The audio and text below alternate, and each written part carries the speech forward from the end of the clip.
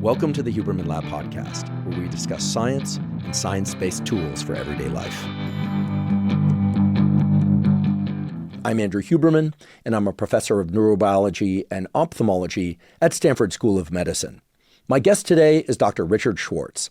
Dr. Richard Schwartz is the founder of Internal Family Systems Therapy, which is a unique form of therapy that's less centered on your relationship to other people, but instead focuses mainly on identifying the parts of yourself and your personality that tend to emerge in different situations and that tend to create anxiety, resent, or depression. Another key feature of internal family systems therapy is that it's not just focused on fixing challenges within us, it also teaches you how to grow your confidence, openness, and compassion. Now, today's episode is different than any other episode of the podcast that we've done before, and that's for two reasons. First, Dr. Schwartz takes me through a brief session of IFS therapy so you can see exactly what it looks like in practice, and then he takes you, the listener, through it as well. So as you'll soon observe and experience, internal family systems therapy allows you to work through challenging sticking points, basically the parts or feelings within you that you don't like to have, and then it shows you how to convert those feelings into more functional aspects of yourself. So as you'll soon see, internal family systems therapy is both super interesting and it's an incredibly empowering practice. It's also a form of therapy that's now been studied and for which there's a lot of peer-reviewed science to support its efficacy. By the end of today's episode, Dr. Dick Schwartz will have shown you that a lot of the negative reactions that we tend to have with different people and things tend to originate from a few basic patterns that once we understand, we can really transmute into more positive responses. It's a really interesting practice. It's one that you can apply today during the episode and that you can return to in order to apply going forward in your life. Before we begin, I'd like to emphasize that this podcast is separate from my teaching and research roles at Stanford. It is, however, part of my desire and effort to bring zero cost to consumer information about science and science-related tools to the general public. In keeping with that theme, this episode does include sponsors. And now for my discussion with Dr. Richard Schwartz. Dr. Dick Schwartz, welcome. Thank you, Andrew. It's delightful to be with you. Yeah, I've heard so much about you and your work and internal family systems models. I've had the opportunity to do a little bit of that work. Mm-hmm. To be honest, I don't know whether or not the person I did that work with was formally trained in it. So I'd like to start off by just asking you, what is internal family systems and what are the different components? Mm-hmm. And as we do that, I'm sure people are going to be thinking about these various components for their own life and the people in their lives. Great. So, yeah. Well, originally, I developed it as a form of psychotherapy, which is probably the way it's used most now, but it's also become a kind of life practice and just a paradigm for understanding the human mind and as an alternative to the culture's paradigm. So that's saying a lot, and it's been quite a journey. I know of Freudian psychoanalysis. I know of, any number of different branches of psychology that have a clinical slant to them. There's cognitive behavioral therapy. Mm-hmm. What are the core components of internal family systems? Yeah, so one basic assumption is that the mind isn't unitary, that actually it's we're all multiple personalities, not in the diagnostic sense, but we all have these, what I call parts, other systems call subpersonalities, ego states, things like that. And that it's the natural state of the mind to be that way, that we're born with them because they're all very valuable and have qualities and resources to help us survive and thrive. But trauma and what's called attachment injuries and the slings and arrows we suffer force these little naturally valuable parts into roles that can be destructive. Often they don't like it all, but because they're frozen often in time during the trauma, and they live as if it's still happening, they're in these protective roles that can be quite extreme and interfere in your life.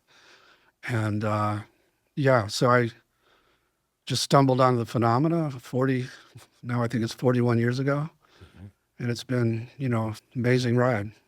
So at the time, were you already practicing as a clinical psychologist? Actually, I have a PhD in marital and family therapy. So I was part of the movement in family therapy away from intrapsychic work.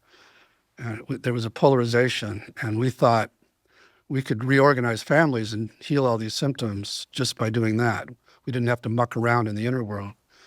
And I went to prove that, and this was about 1983, by getting a group of bulimic kids together and their families and tried to reorganize the families just the way the book said to, and failed. The kids didn't realize they'd been cured, and they kept binging and purging. So out of frustration, I began asking why, and they started talking this language of parts. And they would say some version of, when something happens, bad happens in my life, it triggers this critic who's calling me all kinds of names inside. And that goes right to the heart of a part that feels empty and alone and worthless.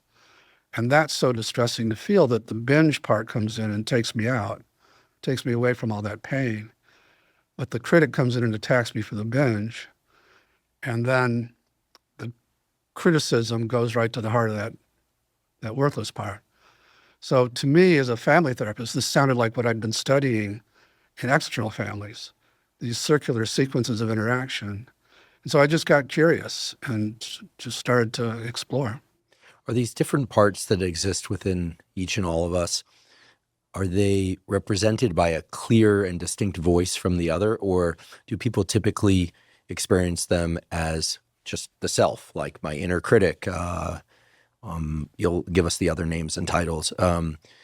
Or is this happening typically below people's conscious awareness? Some of both. So most people are aware they're a critic, and but other times you're not aware of these parts we call exiles that you've locked away because you didn't want to feel their feelings. They're stuck in these bad trauma scenes.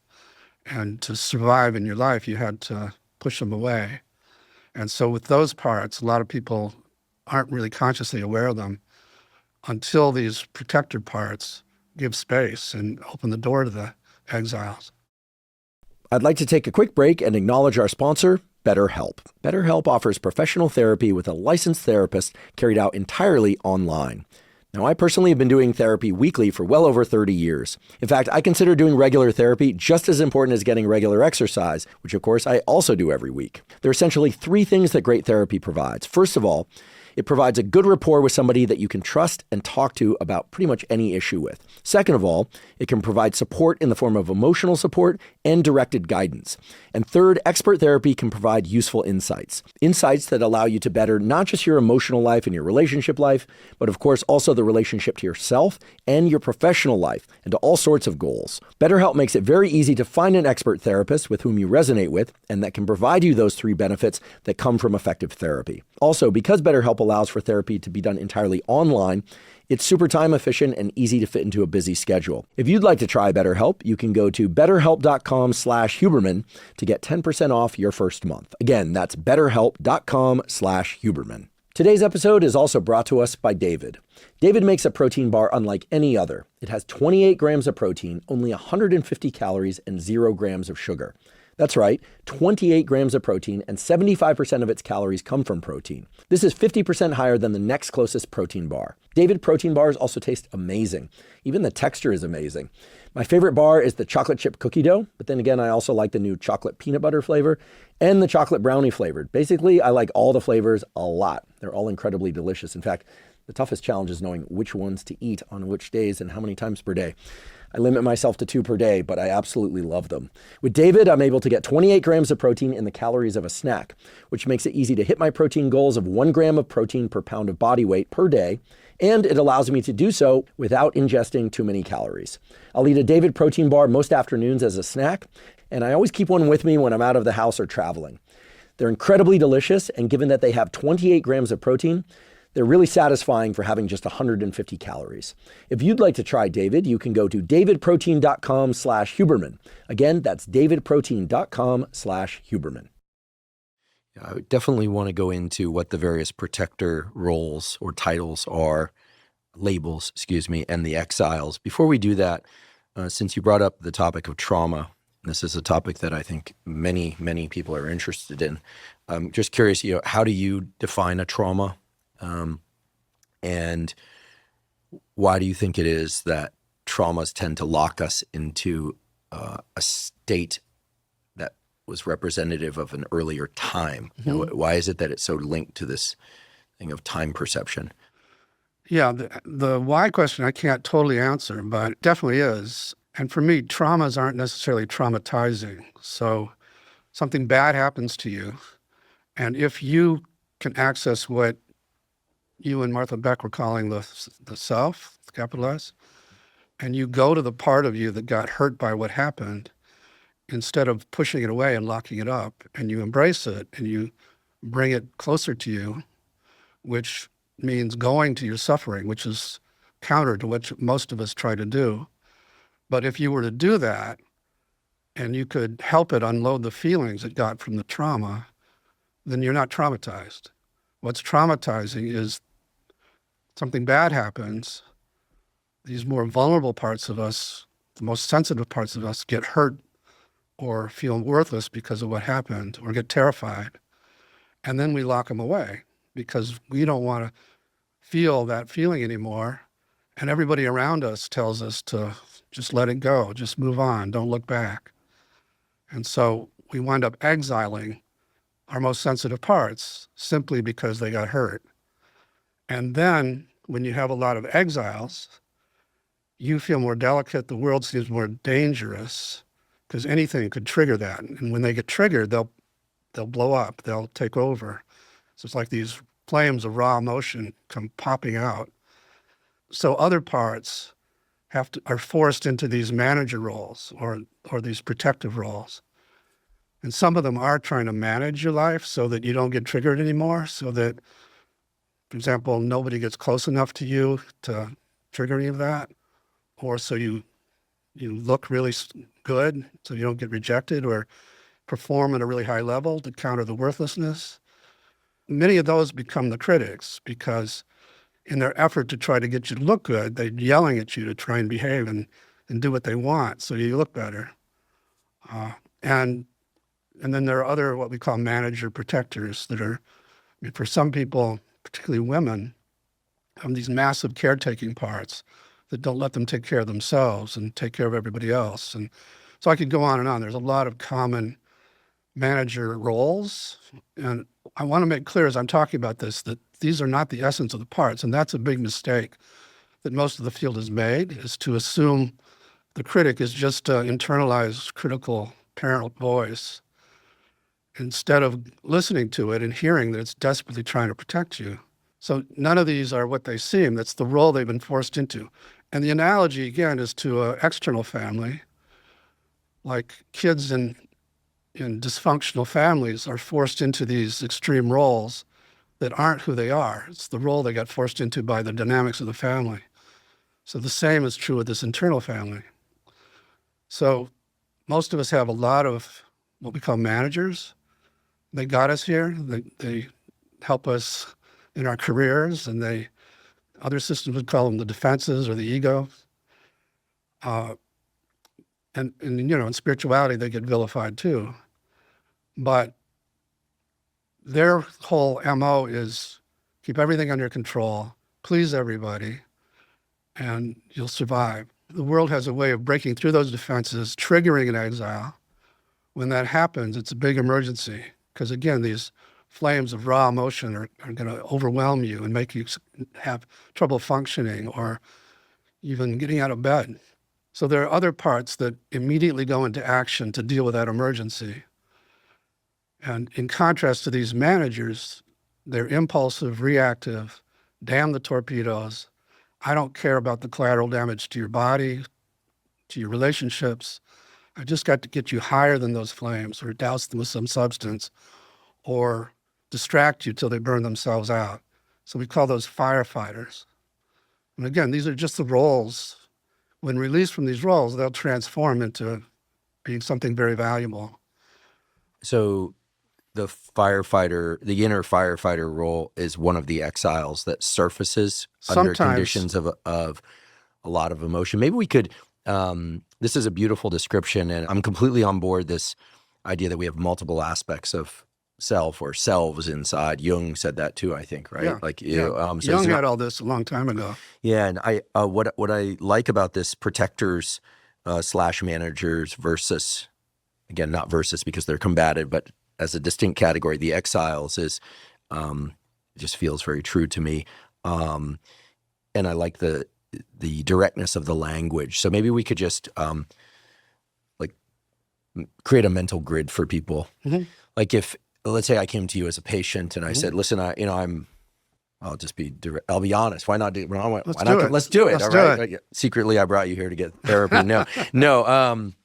But okay. So I'm somebody who, for a very long time has been able to organize his life. I tend to have smooth interactions with my coworkers, great friendships. I now have a very good relationship with my immediate family. Very good, in fact. I'm still working on a few things with a few people, but I'm living in a mode of great joy and appreciation these days. However, I'm not going to give the details of this for sake of privacy, but the other day I was in a discussion with a family member. They had a grievance with me that I felt we had already addressed, and it became a very high friction conversation very quickly, to the point where we tabled as an idea that maybe we just take some like serious space, which was not reflective of how deeply I love this person or they love me. It was just a feeling of both of us just being in this like high tension place, like, ugh. And fortunately, the conversation ended well with a path forward that involved more contact, not less, that both of us feel really good about. But in that moment where I'm feeling overwhelmed and they're feeling overwhelmed, what's going on there? We're both adults. So overwhelmed with anger at each other, or frustration? Frustration, yeah. Frustration. So, like that previous conversations, I felt I hadn't, I was saying things, they were saying things, but I feel like there was so much underlying tension based on a history of poor communication, nested on top of the kind of an intensity of emotion that we both tend to carry.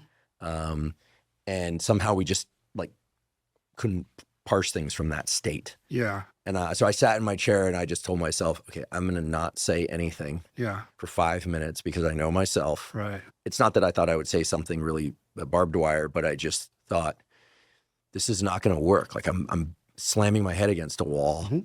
They're not hearing me. I'm clearly not hearing them.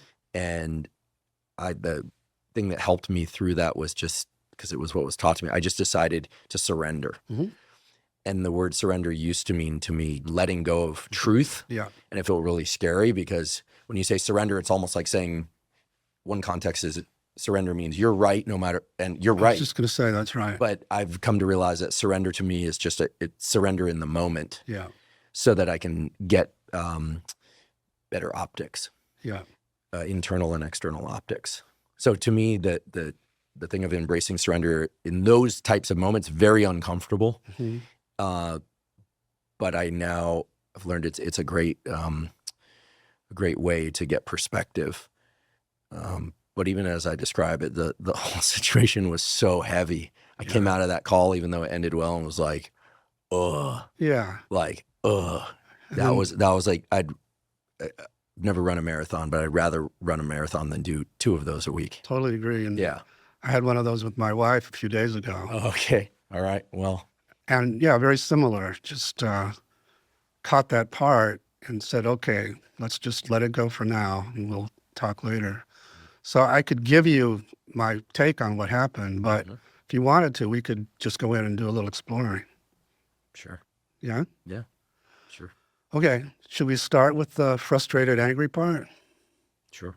All right. You ready? I believe so, yeah. Okay.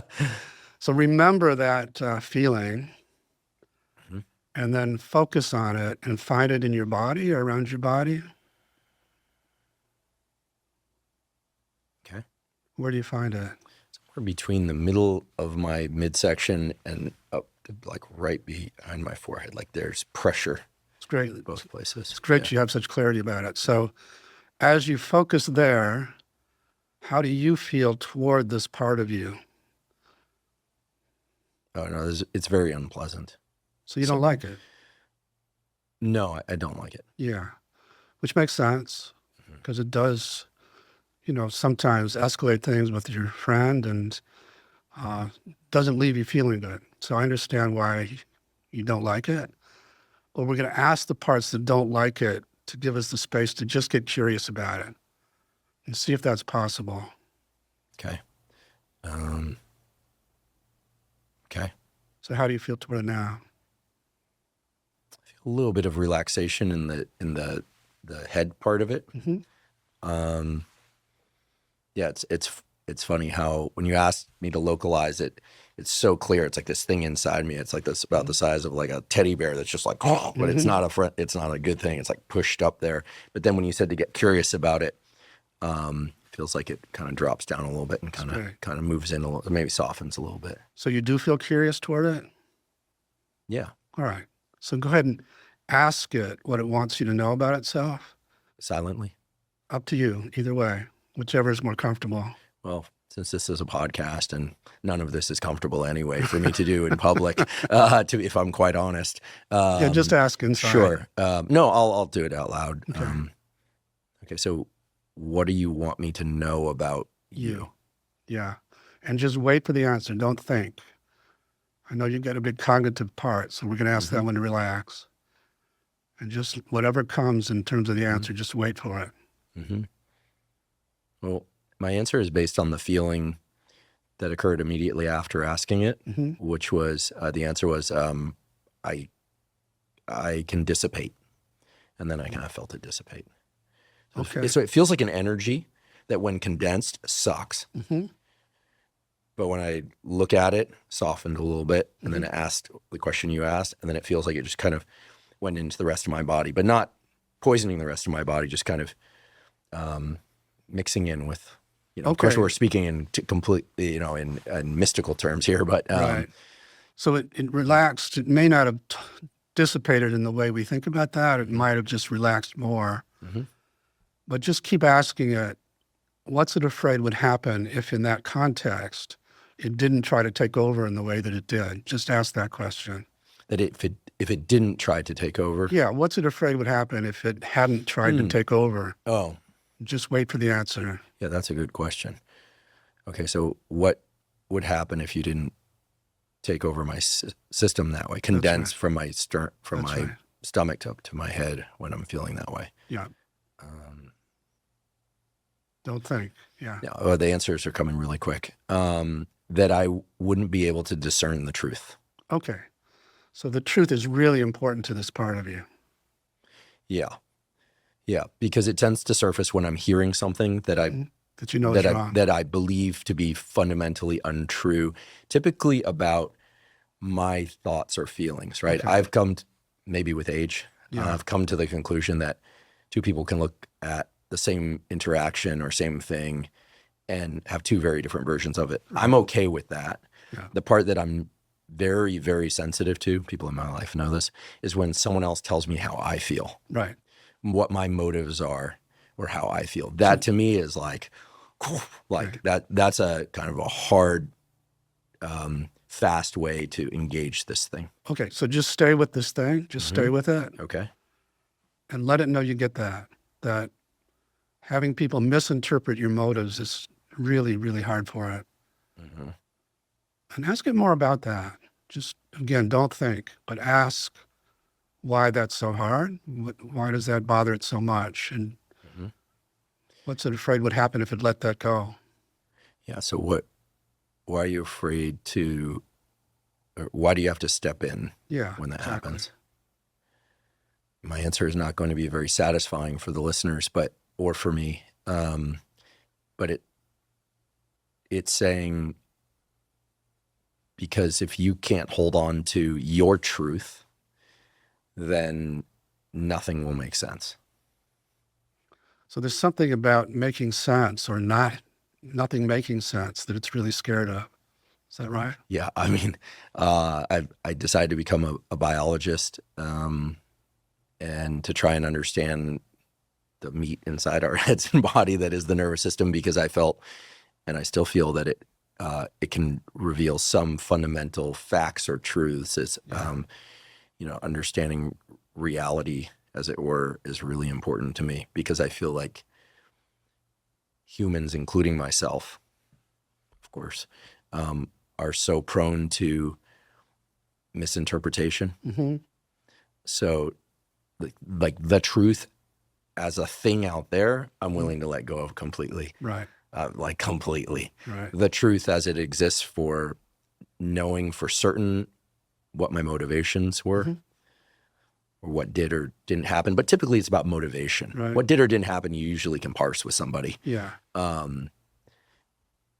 That's something I feel I need to protect at all costs. Yeah. So speaking of protect, and so this is a protector part, right? Ask it if it's protecting other parts of you that are vulnerable and get hurt when someone misattunes to what your motive is. Just ask that question. Don't think. Mm-hmm. That's a fast one. Not easy, but it's a fast one. Yeah, the part of me that feels injured by that is the fact that I believe that I, at least at the beginning and throughout most of a relationship, and even if a relationship ends for whatever reason, that I know it's my nature to try and imagine as much goodness in the intent of the other person as possible. Mm-hmm. So if I were to let go of this response, I keep going in my mind, I'm calling it like this, like it's like a titanium teddy bear shaped thing, but it doesn't. It's not feel like it's like a titanium block there. Mm-hmm. I would potentially move into a mode of judgment. Mm-hmm.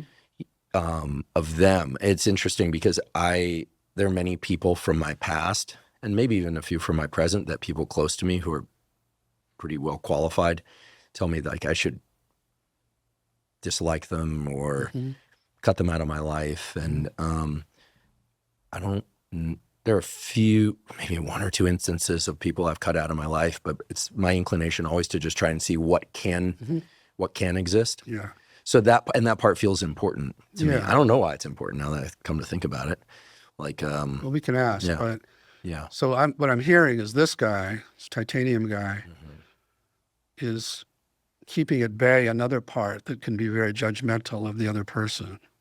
Yeah, I don't like feeling that. Yeah. It feels energetically wasteful. Yeah. And it feels, more than that, it feels incredibly sad. Yeah.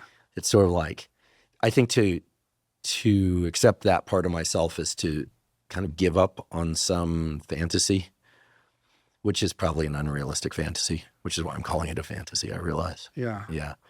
Like this, because I look at, and I always have since I was a kid, I look at people as we are among the animals. We're the curators of the earth because we're good at technology development. But aside from that, and just like you wouldn't, I can't imagine that a raccoon, looks at another raccoon and it's like, that's a bad raccoon. Right. It's just a rabid raccoon, right? And they just, I sort of yearn for the same, the same sensitivity to our own species. I get that. Yeah.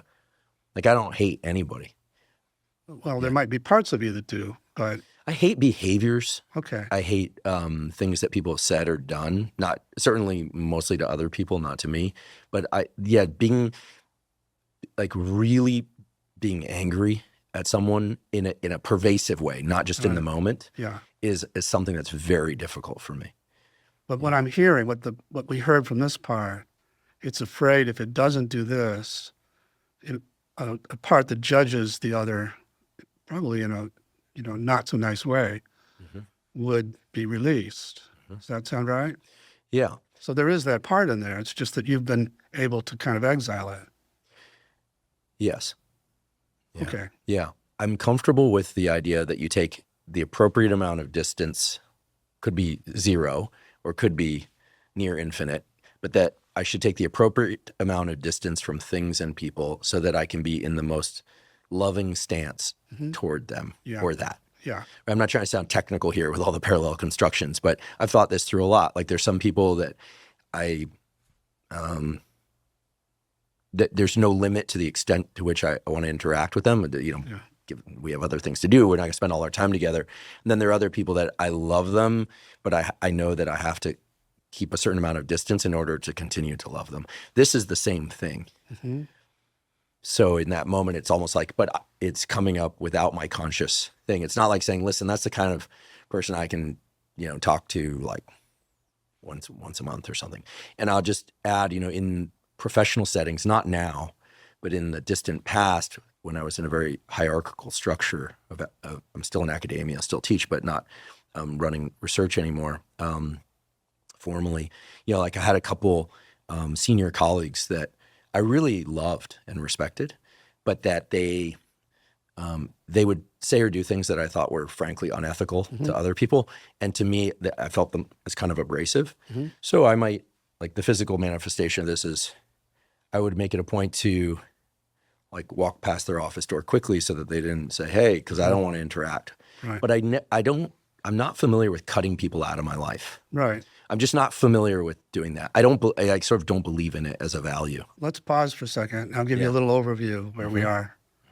So we started with this guy who came up with your friend and is trying to protect that relationship, because if you continue to be misunderstood in terms of your motives, it would have an impact. Does that sound right? Yeah. The only thing is a family member. Okay. Yeah, not that matters, but close family member. Got it. Yeah. And in exploring this part, asking what it's afraid would happen if it didn't do that. So there's this other part that might come out that would be very judgmental of that family member and really might have a bad influence on your relationship with that person. Does that sound right? That's correct. Okay, so we have these two, we have you who's noticing all this, which we should talk more about. And then we have these two parts that are sort of polarized, but one, the judgmental one, you really don't like. And so you really go to lengths to keep at bay. And you kind of admire this guy. But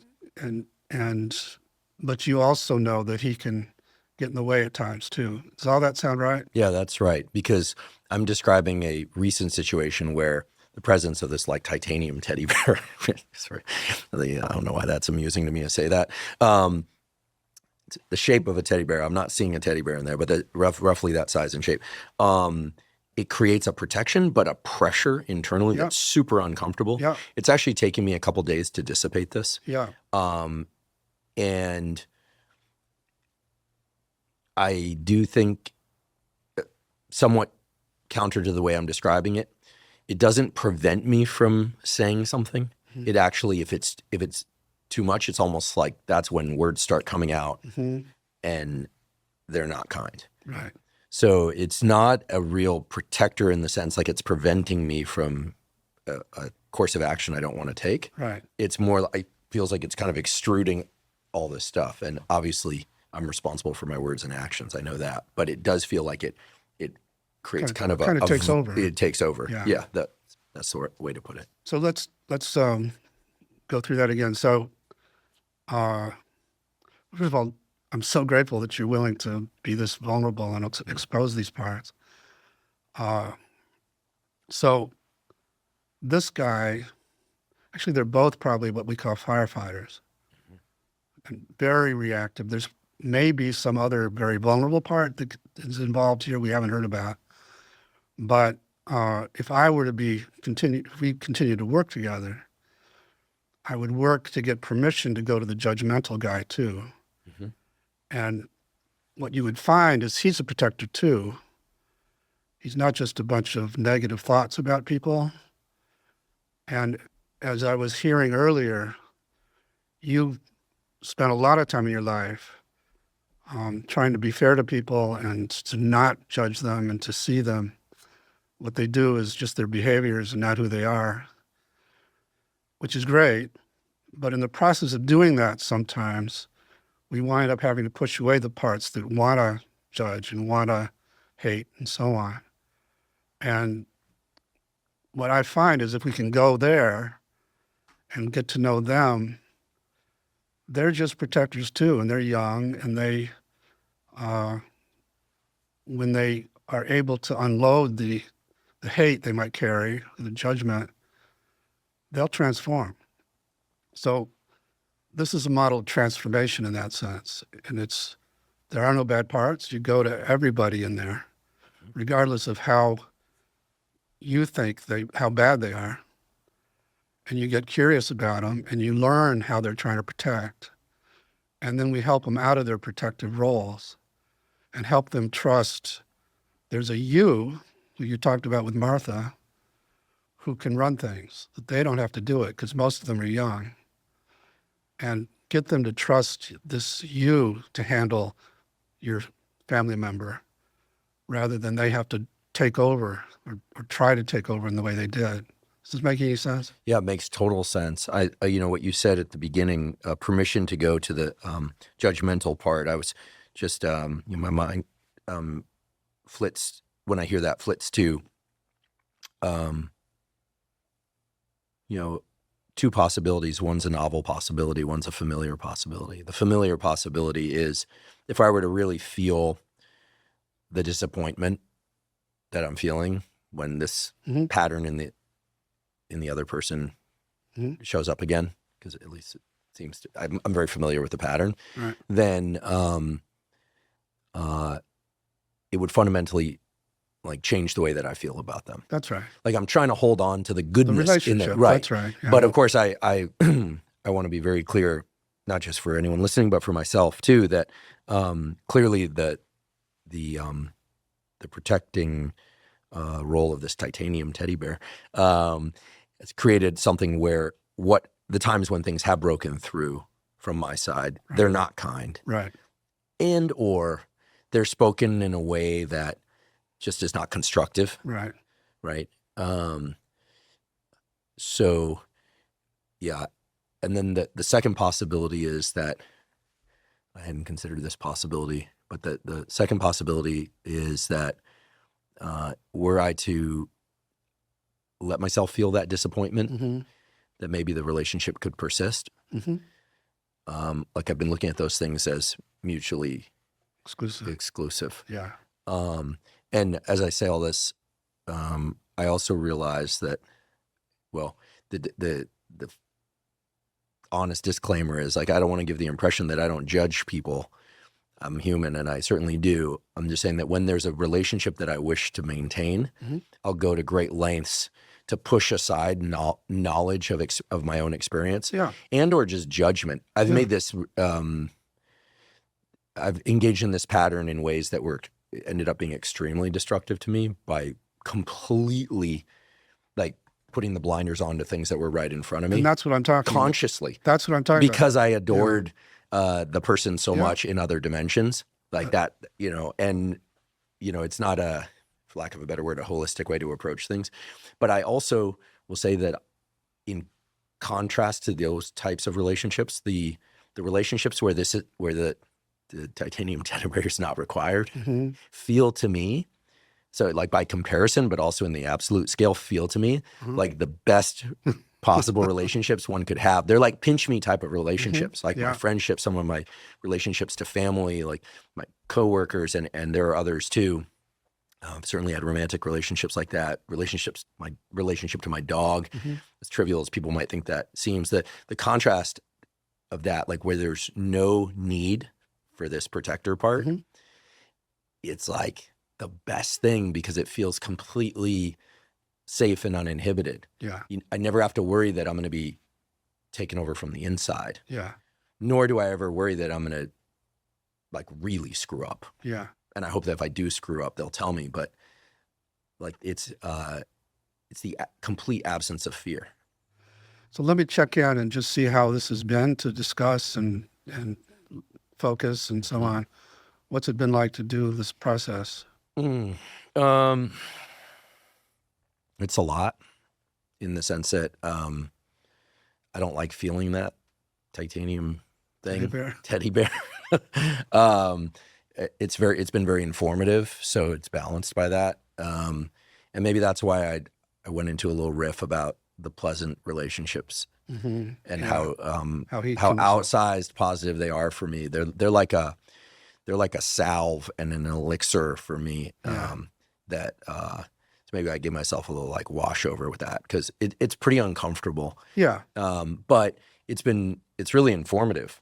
And it also tells me that the internal family systems work that I did with someone else was an attempt at this, but so very different, which makes sense because this is your art and science. So I'm grateful. So it feels good. What I was saying earlier is if we were to pursue it, we could get to the point where the teddy bear guy could unload the feelings he carries that makes it so uncomfortable, and he would transform. How would we go about doing that? So you would focus on him again. Mm-hmm. We would explore more of what he's protecting. Mm-hmm. Either we would go to the guy he's trying to keep at bay that would ruin a relationship, or often these parts are protecting something much more vulnerable from your past. Mm. Some young part that's stuck somewhere in the past that has a big issue about being misunderstood in terms of motives or something. Yeah, not that I need clarity on this right now, but it's more that it protects the possibility of a relationship at all. Yeah, I get that. I think the fear is if I were to look through my lens of truth at what's happened or is happening in the moment, if I were a quote unquote better boundaried person, it'd be done yesterday. Yeah. But so it's sort of like a desire to live out a fantasy. Got it. I mean, if I'm honest. So that would be the part that we would go to that it protects, that has this fantasy of what a relationship should be or could be, who might be stuck somewhere in the past. And we would witness, you talk with Martha about compassionate witness. We would witness where he's stuck and what was happening back then. Mm-hmm. And then I would have you go in and get him out of that time period. And then we would have him unload the desire for that fantasy that keeps you getting hurt. And then I would have you have the teddy bear see it doesn't have to protect him anymore. And then we would help the teddy bear unload the feelings he carries. And then he could relax, and they would all start to trust you, which we should talk about a little bit now. Who is you? Who's separate from these others? Yeah, and for the record, I never owned a teddy bear as a kid. I had a stuffed frog. I had a teddy bear. Well, I'm not embarrassed to. I had a stuffed frog that I loved. I was afraid of the frog. Yeah. And so I don't know where the teddy bear thing came up, but it was the shape was so very clear. But let me just elaborate on what I was just saying, because when you separated from him and you found him here, and I asked you how you felt toward him, and you had an attitude about him at first, remember? And we got that to relax and got curious about him. Mm-hmm. Then you started to access more of what I call yourself with a capital S. So it comes through curiosity. Often starts with curiosity. Mm-hmm. And just to backtrack a little bit, so when I would have these clients in the early days starting to work with these parts, like the critic and so on, and once I got hip to the fact they weren't what they seemed, and they deserved to be listened to rather than fought with, so I would help the parts that hated them step out, and clients could do that pretty readily. So then I would say, now how do you feel toward this critic? And spontaneously people would say, I'm just curious about why it calls me names all day. Or even would say, I feel sorry for it that it has to do this. I want to help it. And when they were in that state, and I would ask, what part of you is that? That's great. Let's keep that around. They'd say, that's not a part like these others. That's me. That's my essence, or that's my self. So I came to call that the self with a capital S. 40 years later, thousands of people doing this all over the world. Turns out that self is in everybody,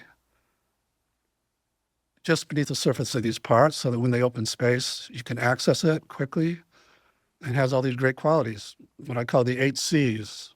So curious, but also calm, confident, compassionate, courageous, clear, creative, and connected.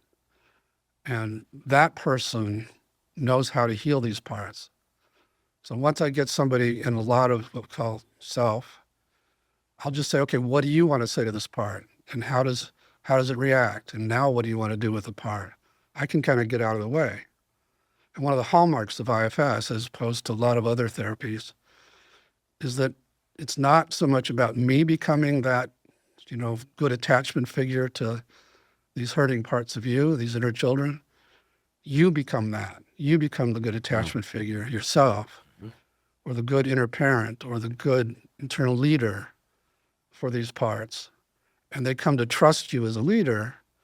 And then you get into it with your family member, and you just remind the part, no, I can handle this. Just let me stay.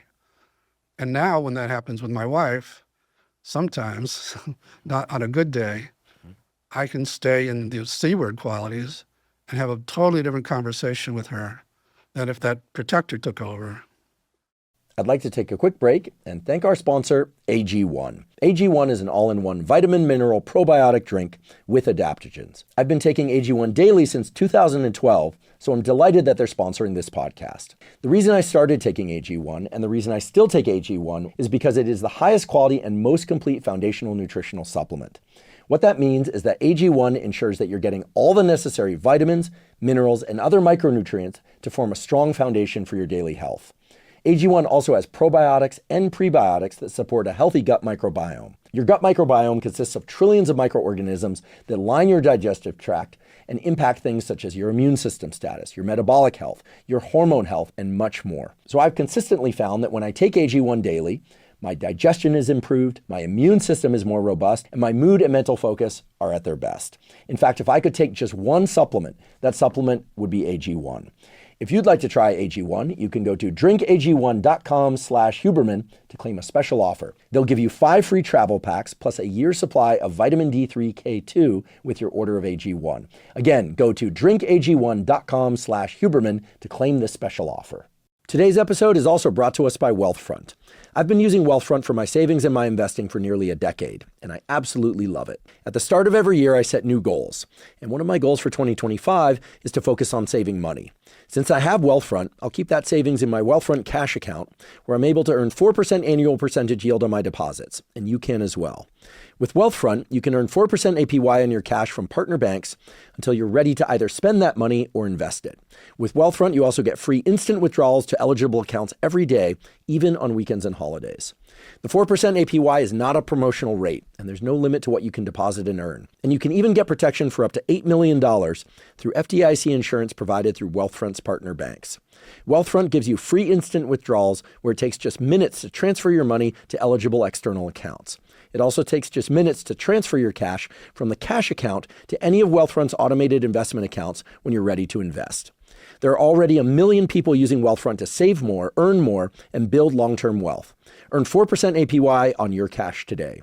If you'd like to try Wealthfront, go to wealthfront.com/Huberman to receive a free $50 bonus with a $500 deposit into your first cash account. That's wealthfront.com/Huberman to get started now. This has been a paid testimonial of Wealthfront. Wealthfront Brokerage isn't a bank. The APY is subject to change. For more information, see the episode description. I'm struck by a couple of things that I think people will be, if I may, wise to think about. One is, in the classic psychodynamic or CBT model of therapy, right, it's clear that the client or patient, sometimes it's called, right? Patient therapist relationship is one where it takes on certain components that exist in the outside world with other people.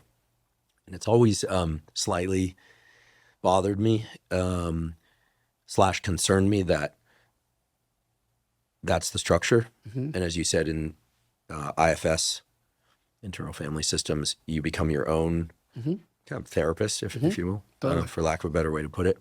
I like that because there's so much discussion nowadays about, parenting yourself and this kind of thing, and learning to mother yourself and father yourself. And I actually think there's great value in that. I mean, I learned by living alone, how to cook for myself and clean for myself. These are, I'm mapping to stereotypes here, but also to protect myself and to, organize myself and be very, very disciplined. And actually running a laboratory was a great teaching there, because you're basically a single academic parent to all these people. So you have to, you quickly realize where you lack maternal instincts and where you may lack or overemphasize or have hypertrophied paternal instincts. So that was a good forum to see my weaknesses and hopefully some strengths too. So I like this idea that one can play those roles for oneself. How is IFS typically done if somebody doesn't have access to a therapist who's expert in it, or is that really the only proper gateway into it? No. So, because I'm sitting here with the master, the founder, and I'm very grateful, by the way, for the work we just did. So thank you. It feels good. It was a privilege. Yeah, thank you. Yeah, likewise. But most people won't have direct one-on-one access to you. Right. So it's very experiential. I imagine in books and courses, people can learn how to do this. And by the way, this isn't. This was not preconceived as a pitch for books and courses. But I'm wondering, like, can somebody do this on their own the very first time? Yeah, that's what I want to know. Yeah. So for a long time, I resisted trying to take this directly to the public because I learned the hard way that some systems, particularly people with huge amounts of trauma, are quite delicate. And if you start going to these, the part we talked about that's vulnerable inside, that has this view of relationships, this kind of idealized view of relationships of yours, would be what I call an exile, that if we were to go to it, and we won't today because it requires a lot of vulnerability, but if we were to, a lot of extreme protectors might come out, and then people start to get scared. So it took a long time to figure out how we might bring it to the public in a safer way. And so we just put out a workbook for people, and it doesn't involve necessarily going to those places, but there's a huge amount you can do just by working the way we started to with these protectors and getting to know them and know that they're not you. They're just a part trying their best. And know it's not anything negative. That judgmental part you've got such an attitude about or fear of, if you were just to begin getting curious about it and getting to know it a bit, you'd find out that it's a very valuable part that has a lot of discernment, like you said, and wants desperately to keep you from getting in these relationships where you get hurt. And gets so judgmental because you don't listen to it. You follow what I'm saying? I do. In fact, something pops to mind. Maybe I could just ask you about it.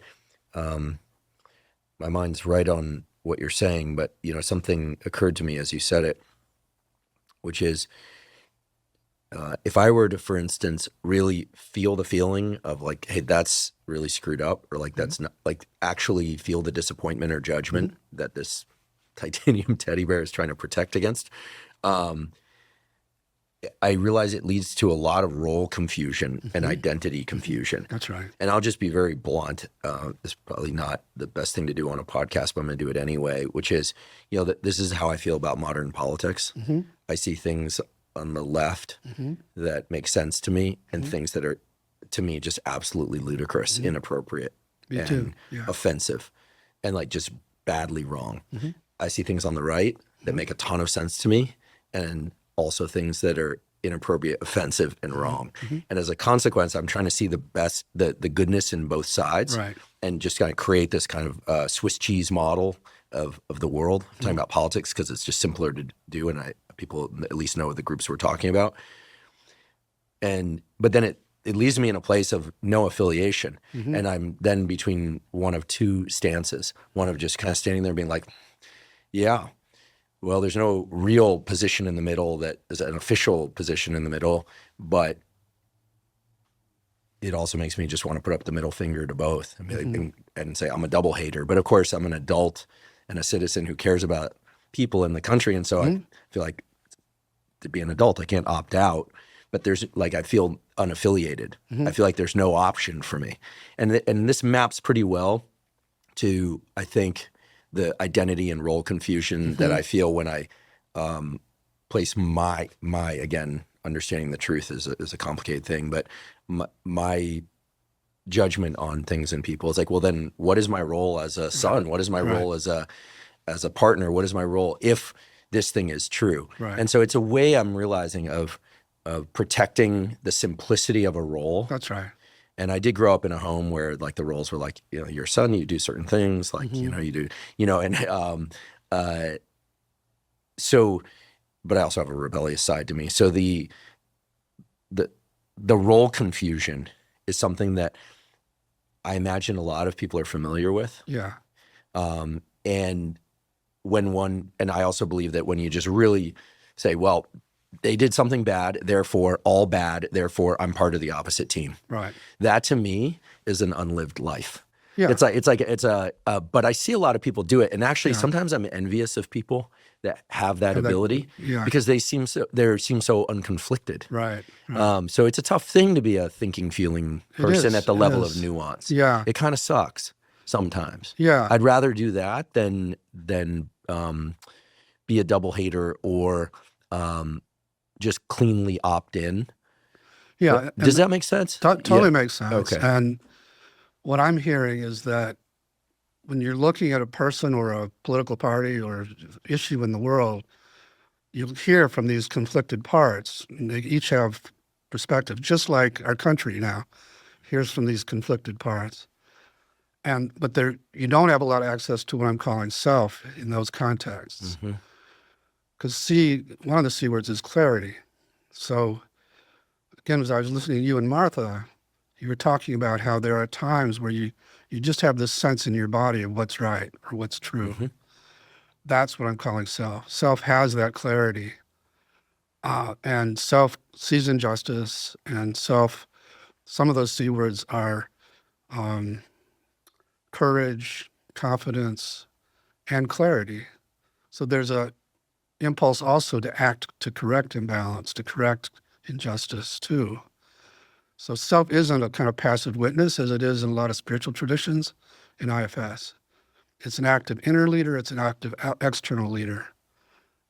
And too often, our actions are driven by these protective parts. And that's true in our politics now too. So one of my goals is to try to bring more self-leadership to the world, to these conflicts.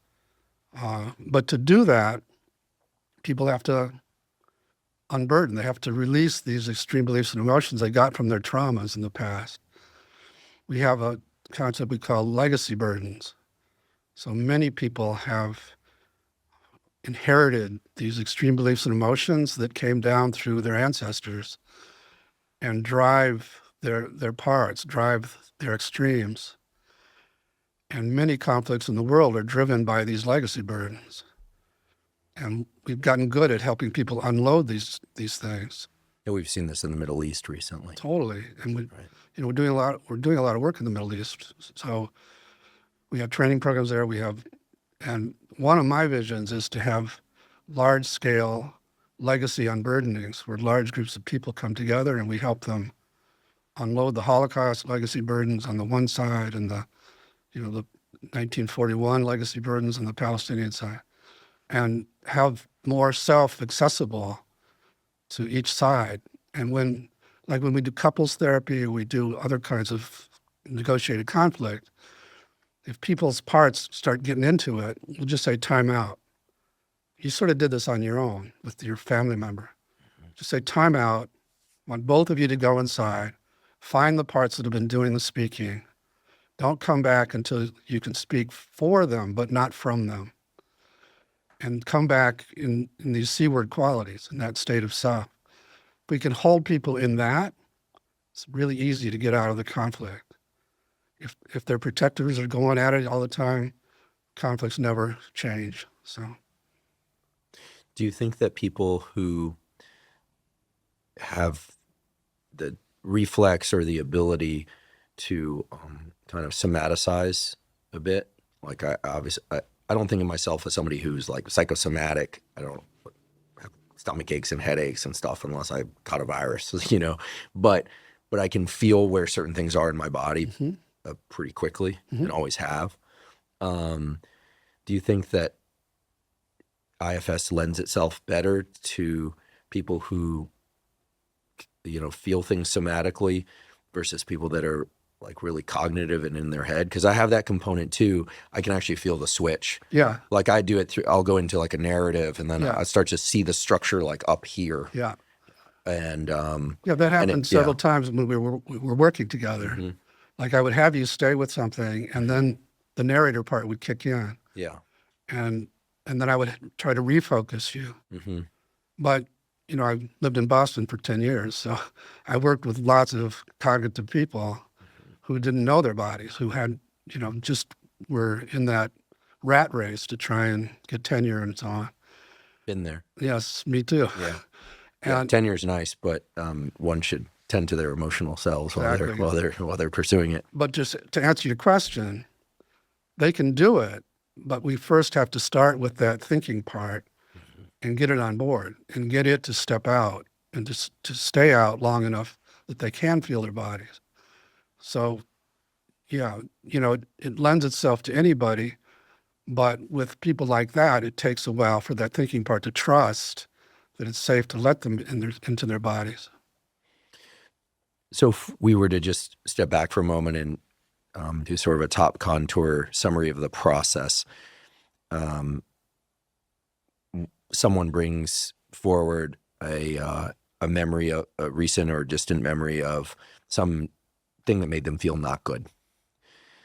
And you try and localize some sensation in the body, get a sense of its location. Let me pause there. I'll tell you why. Yeah.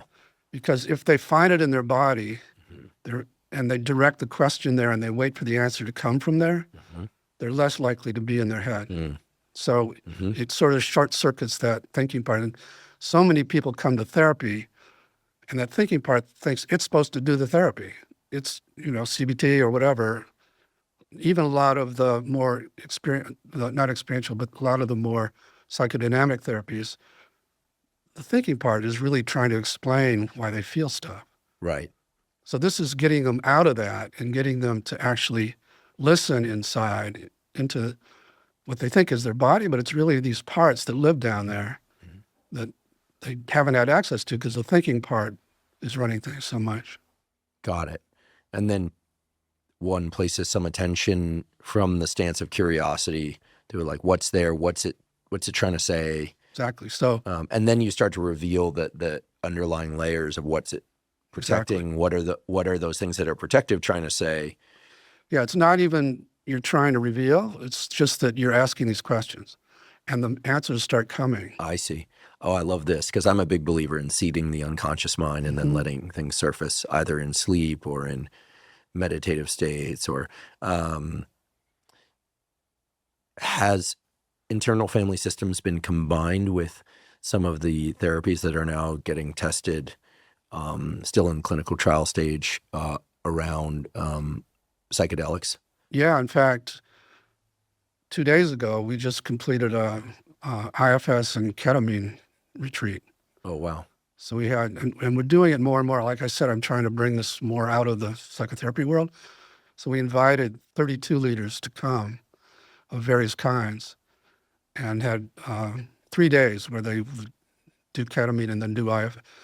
The nice thing about psychedelics is it puts those manager parts to sleep somehow, a lot of the time. Yeah, I've been open about the fact, and I always have to provide the disclaimer. I don't just say this to protect me. I say this to protect listeners that I do think young people should avoid psychedelics. The brain is already in a psychedelic state. I do too. Yeah. It's the amount of plasticity, and this is really tremendous. And this is coming from somebody who regrets it, but I did psychedelics recreationally as a kid. Me too. And I regret it. I returned to them later in a clinical setting and derived a lot of benefit, I think, from them, namely high-dose psilocybin and MDMA. But both of those are still very much illegal. You can get into a lot of trouble for taking them and or certainly for selling them. So that's the cautionary note there. And the clinical trials are really impressive, in my opinion, spectacularly impressive, especially for MDMA and for the treatment of PTSD. But the FDA this last year did not approve MDMA as a treatment for PTSD. I think going forward in the new administration, it's likely that it will get approved, but who knows? Who knows? So anyway, that's a bunch of pseudo legalese jargon, but it's sincere. If I were an 18 or 19-year-old person or 30-year-old person listening to a conversation about psychedelics and how they can be helpful, I would want to also know that there are instances where people take them and they don't have the appropriate guidance in and through it and out of it, and it leads to serious problems. And so this is a real thing that we're talking about. That's why these ketamine clinics where they just hand them the drugs and your medicine and just leave them on their own are scary to me. I'm proud to say that IFS has been adopted as one of the primary models for psychedelics now. Great. Because it's a really nice fit. Mm-hmm. And as I was saying earlier, what I see happening often, not always, is these manager parts go offline, and that releases a lot of self. So you start to just feel those C-word qualities emerging. And that's a big invitation to all these exiled parts to come and get attention. And so as people come out of the ketamine experience, I can work with them for 15 minutes and do something that would take maybe 5 sessions, because they can get access to parts that they couldn't get, or it would take a long time to convince their protectors to let us go to. And we can unburden those exiles and then bring back their protectors. And so I love it. And ketamine's the legal one, so that's why we do it. And the other nice thing, and I don't know, as a scientist, how much you would go with this, but ketamine, again, because it opens the door with these protectors, you can also taste what I call the big self. You taste this, what they call non-dual state, that can be quite blissful. And some people go, God. And then as you come back, you have this sense of, I'm much more than this little body and this little ego, that there is something much bigger. And that's why they're using it with end of life, and why it and psilocybin has such a big impact on depression, and because it sort of lifts you out of this little box your protectors have you in, to know that there's something much more. So interesting. I've never tried ketamine. A few years ago, I and I've talked about this publicly as well. I started developing a pretty deep relationship to spirituality and God, and mostly through the path of giving up control. Mm-hmm. I mean, there's just breaking news, folks. You can't control everything, right. And you can control certain things, but most things no. And the way you describe ketamine is very interesting, because as a dissociative anesthetic, it works in such a fundamentally different way than, say, MDMA, which mm-hmm. is an empathogen, which mm-hmm. makes people feel so much more. Right. I mean, I sort of half joke that the aside from the safety legality stuff, the concern I have about MDMA is that if one is not in the eye mask, mm-hmm. if you don't have somebody guiding you through it and taking right. some notes, if you listen to a piece of jazz or classical music or your favorite rock and roll album, or you're there with your dog or cat or plants, I mean, you can spend the entire 4 hours bonding with the plant. Right. You're not going to run off and get married to a plant. You're not going to try and fornicate with a plant, right. but one hopes. But it's a very precious but very labile situation. Totally agree. Because it's such a strong empathogen that whatever you direct your attention to, mm-hmm. internal or external, is going to hypertrophy. Mm-hmm. So you just have to be really careful. Totally agree. And given that the neurotoxicity issues seem worked out, in that if it's actually MDMA and isn't other things. By the way, the big study that showed neurotoxicity of MDMA mm-hmm. in non-human primates, mm-hmm. turned out they were injecting methamphetamine. What? Yeah, that paper was retracted. It was published in Science. We'll provide a link to the paper and the retraction. No, the retraction was not as publicized. Wow. Methylene dioxymethamphetamine, MDMA, has not been shown to be neurotoxic, provided that's what people are taking. Wow.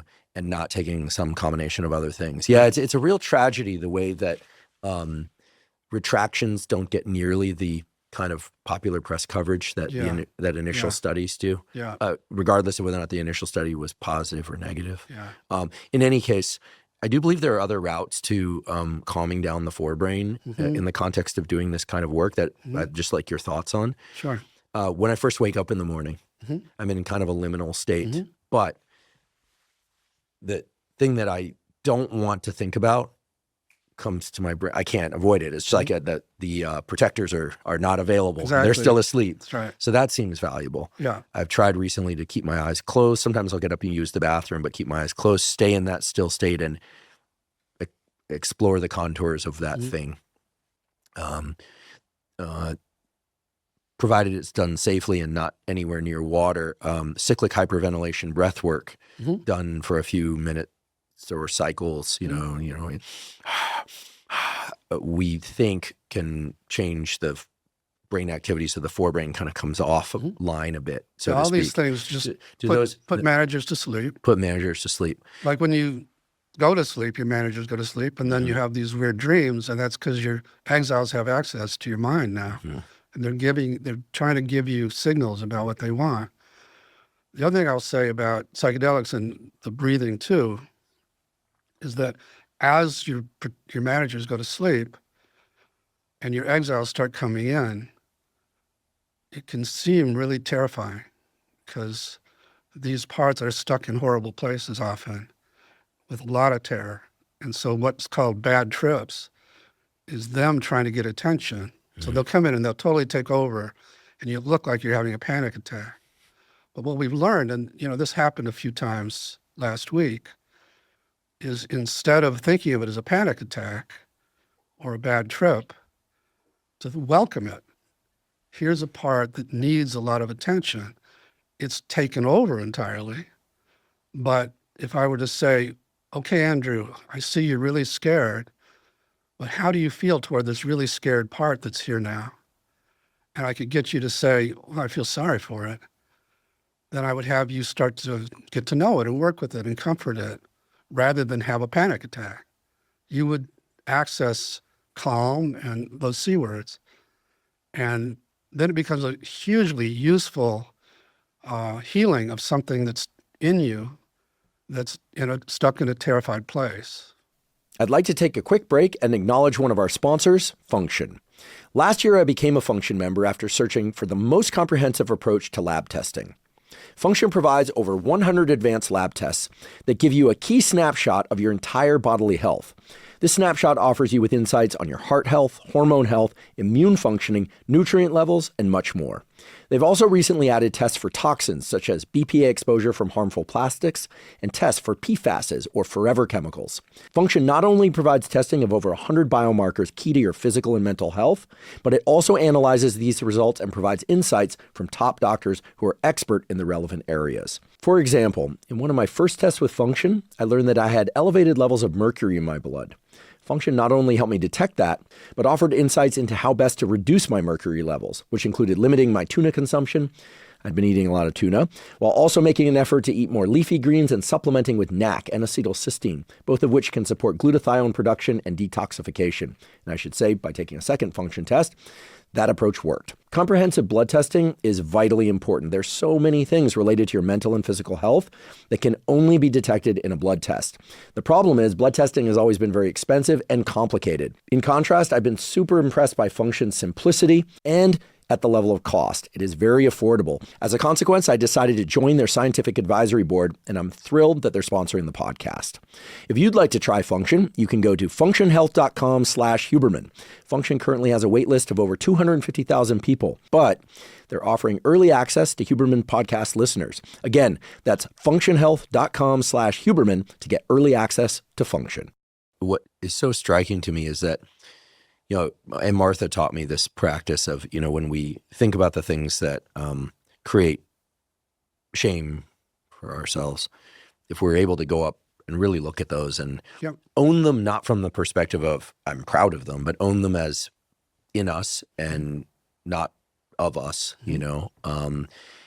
that it's incredibly freeing. Yeah. And indeed it is so freeing, right? Yeah. It's like if there were like a secret to life, like, it would at least include that. Yeah. Because Let me riff off on that for a please. second. Because just as an example, like I've done workshops where I have people work with their racism. You're speaking of something very shameful. And a lot of people say, I'm not a racist. I don't have any racism.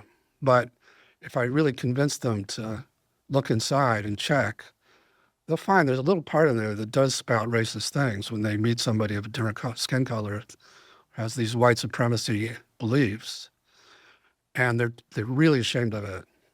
So if I were to have you focus on that racist voice in there, we would have to get a lot of the parts that are ashamed of it to step out, and then I would have you get curious about it rather than ashamed of it, and ask it about where it picked up these beliefs. And it could tell you. And then I would ask, do you like having to carry this racist stuff? Usually they'll say no. If it's ready to unload it, we can just unload it. So one of the key things to know is these parts are not the burdens they carry. They're all good. The little guy who's got the racist rant is a part that got stuck with his beliefs. But when he releases those beliefs, he transforms into being a good. And the mistake our culture makes, the mistake that most psychotherapies make, is to assume that he is that racist rant and to try to exile him. But it's a different way of understanding even very seemingly evil people, that they're dominated by these protectors and they're so afraid of their exiles. And they relate inside in the same way they relate outside. So if they hate parts of themselves, they'll hate people who resemble those parts of them. They'll try to dominate those people. Do you follow what I'm saying? Yeah, and I'd like to really go into this a bit, because we hear all the time that when we're upset about something, it's something in ourselves that we're really upset about. Mm-hmm. And for me, that isn't always true, but that's sometimes true. Mm-hmm. Yeah. So if I'm upset about the intolerance of good ideas from people in opposite groups, mm-hmm. Of each other's good ideas, this logic would say that I'm really just disapproving of that aspect of myself that is like black and white judgmental. Which we already established. Got me. Then again, you're the therapist. So, right. So is this always true? Not always. Okay. No, but a lot of the time. So if you can come to have compassion for that judgmental part of you and mm-hmm. not be embattled with it and actually see it as desperately trying to help you, be more discerning, and help it unburden and get out of this role that it's in. Because in the role that it's in, it can be destructive. Mm-hmm. We're not trying to minimize that or say, when I say all parts there are no bad parts, there are no bad parts, but they can get into very destructive roles.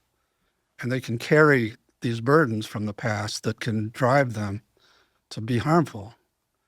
But part of my work is to help all that change.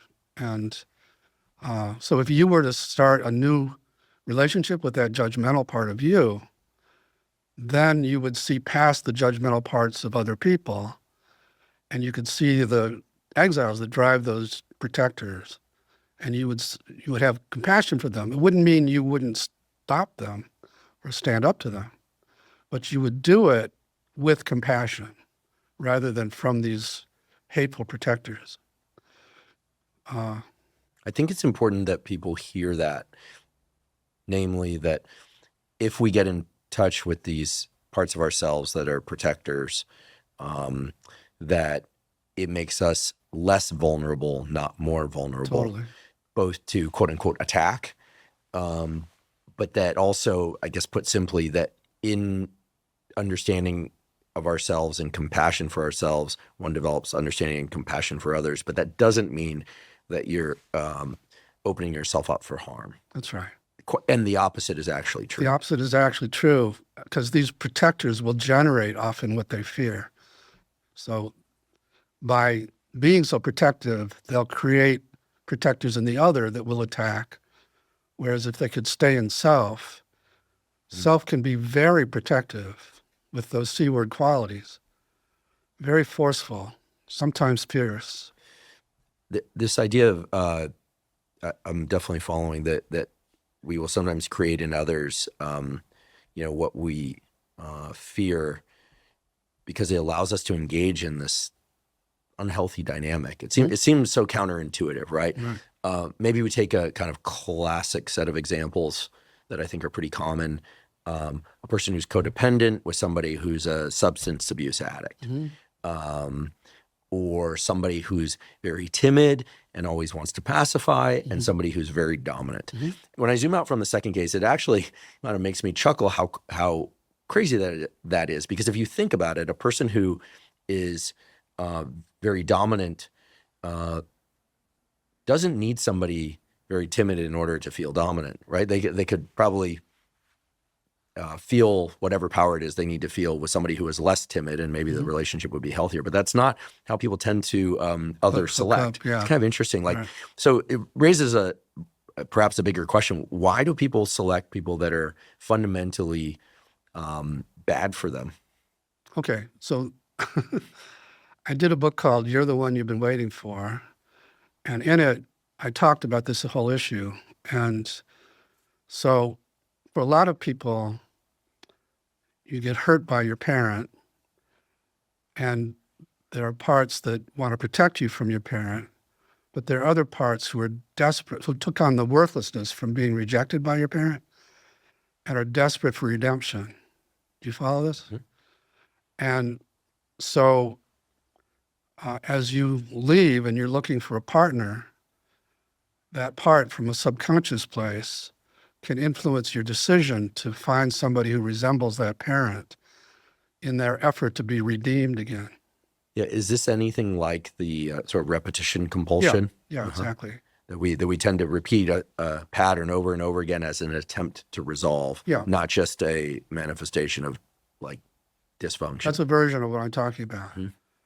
And so you find somebody who does resemble that person, that parent, and unfortunately they do resemble that parent.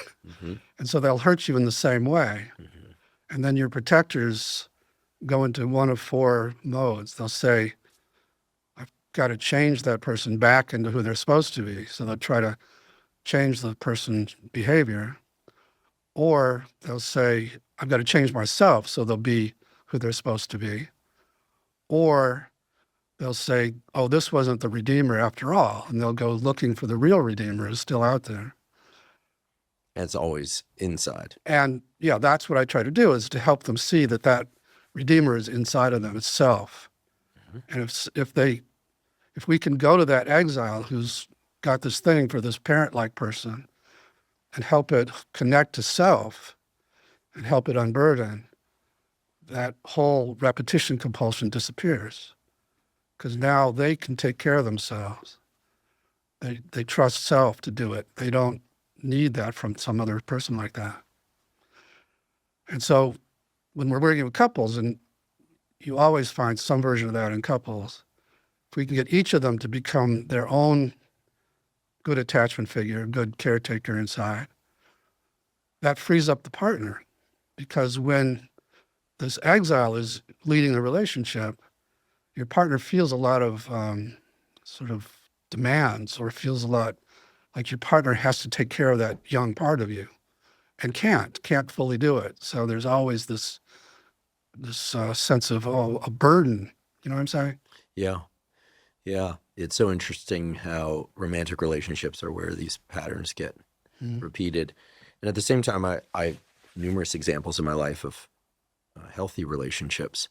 Is that usually the case because people have done the work before, or because they had a minimum of trauma in their upbringing? Both, yeah. Yeah. What percentage of kids, adults as well, do you think had a minimum of trauma, are just because of the way they're wired and the way the stuff is organized within them, that they naturally attach to a good partner and are pretty healthy? Is it like 25%, 30%? Does it?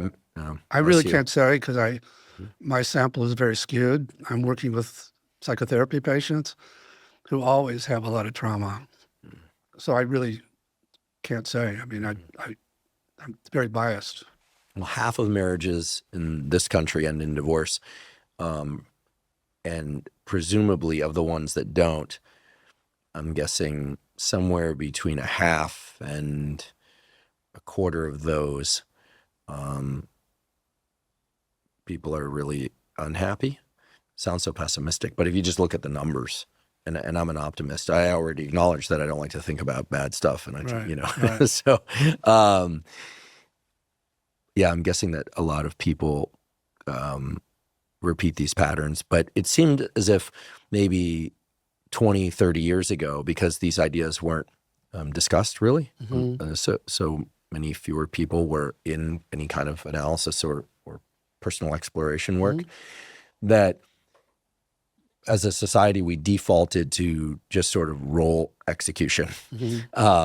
You're a father and a husband, so you do certain things, and you don't do certain things. Right. You're a wife and a mother, so you do certain things, and you don't do certain, and so on.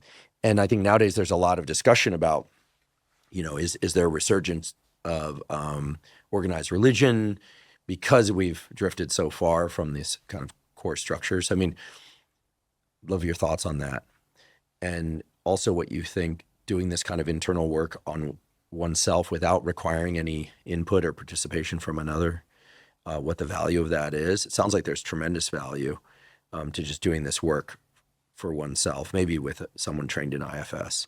Yeah, I mean, there's, like I was saying, there's a lot you can do with working with your protectors and helping them get to know self.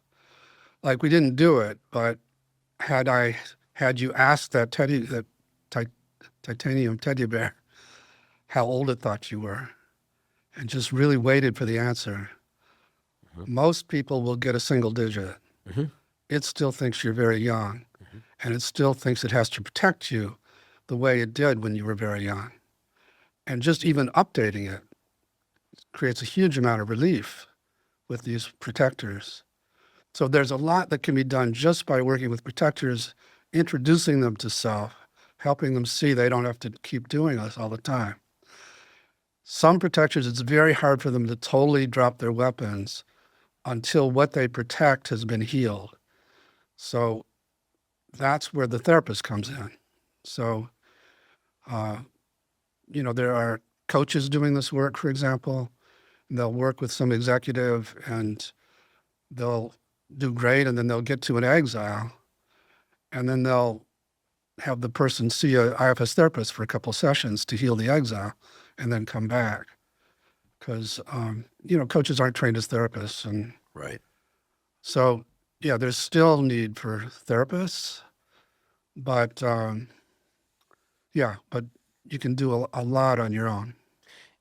I'm struck by how experiential it is as opposed to just conceptual. I mean, obviously the concepts are important, but I think internal family systems was described for me previously, kind of mapped out for me on paper. I got a sense of it actually with some objects placed out and these, and it was helpful, but I think just having done a little bit of it today, only by actually feeling the sensations in the body associated with it does it actually really make sense to me. I mean, it made sense cognitively, but that's so very different. It's very removed. Yeah, it's like me telling people, get out and get sunlight in your eyes in the morning and set your circadian rhythm. Like you can know that, you can know the underlying mechanisms, the neurons, the pathways, the hormones, et cetera. But at some level, until you experience what that's like for 2 or 3 days in a row, you might as well be reading about I don't know, titanium teddy bears, yeah. Exactly. And that's why I'm so grateful to you that you were willing to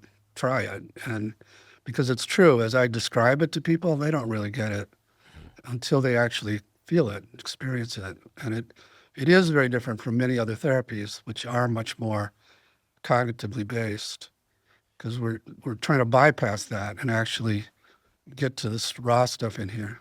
In order to be deliberately repetitive, I wonder if it would be useful to the listeners would it be possible to just pose the questions Sure. To them Yeah. as an exercise that they could do in real time? Totally. Yeah. Thank you so much. I think that would be tremendously valuable. So I'm going to have to erase myself here. For once, I'm going to be quiet for a little while, folks. And you are the lucky patient that gets to talk to Dr. Schwartz here, and he's going to pose a series of questions, and we'll allow some moments of break or silence for you to be able to tap into the answers to these in real time. That way you don't have to create a parallel construction of what we did earlier. Yeah, and let me lead by saying, please don't do this if you have fear about doing it. But if you're interested in some inner exploration, then I'll lead you through some of the steps. So, as you've been listening to our conversation, I'm speaking to the listeners. You may be thinking about some of your own parts, particularly your own protectors. And if you can't think of any, most people have a kind of critic inside, or part that makes them work too hard, or a part that takes care of too many people. So I'm going to invite you to pick a protective part to try to get to know for a few minutes. And just notice that inner voice or that emotion, that thought pattern, that sensation. Just focus on it exclusively for a second. And as you do that, notice where it seems to be located in your body or around your body. And just take a second with that. And some people don't find a location. Some people, they still sense it, but it's not clear where it seems to be located. But if you do find it in or around your body, then just focus on it there.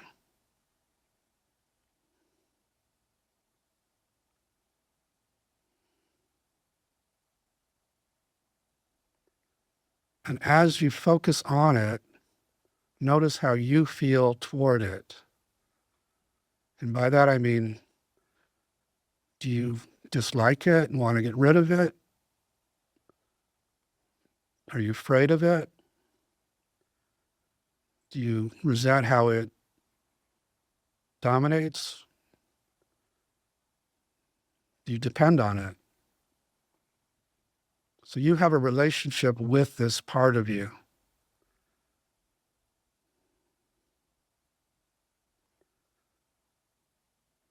And if you feel anything except a kind of openness or curiosity or willingness to get to know it, then that's coming from other parts that have been trying to deal with it. And we're just going to ask those other parts of you to relax back for just a few minutes so you can get to know it. We're not going to have it take over more. We're just going to get to know it better.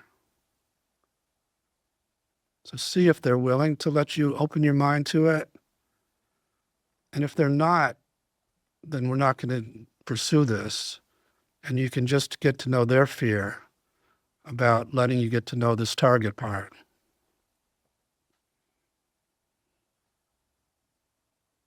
But if you do get to that point of just being curious about it, without an agenda, then ask it what it wants you to know about itself. Just a kind of nice, open-ended question. And don't think of the answer. Just wait and see what comes from that place in your body. And don't judge what comes. Just whatever comes, we'll go with it. What does it want you to know about itself? And what's it afraid would happen if it didn't do this inside of you?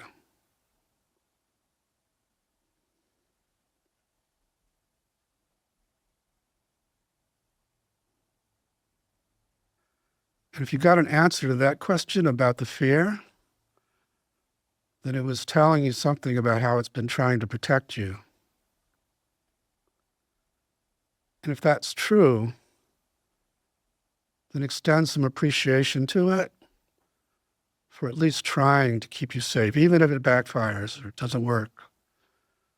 Let it know you appreciate that it's trying to protect you, and see how it reacts to your appreciation.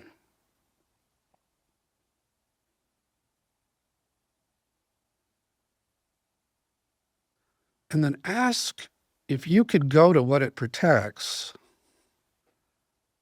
and heal or change that so it didn't need to protect you so much. What might it like to do instead inside of you if it was released from this role? And I'll repeat that. If you could go to what it protects and heal or change that so it was liberated from this protector role, what might it like to do instead inside of you?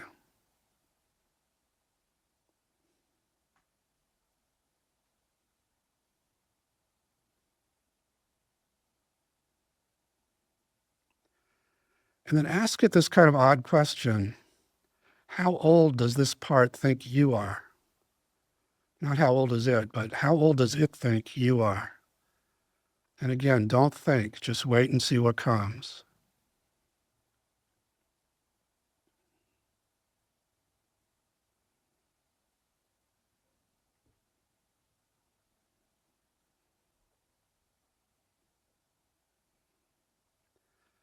And if it got your age wrong, then go ahead and update it and see how it reacts.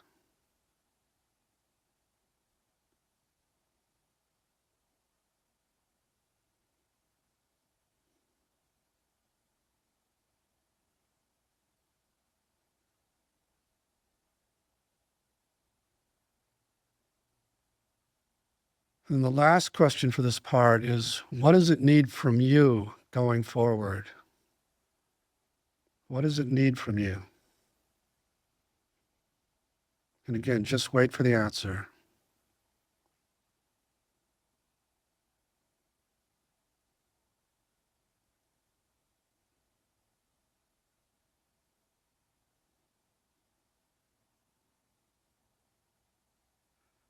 And when the time feels right, thank your parts for whatever they let you do in this.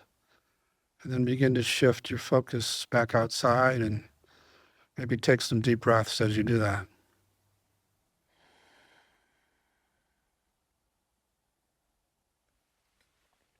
Thank you for that. That was awesome. I also was able to get some, I think, good work done in that. Is that true? Yeah.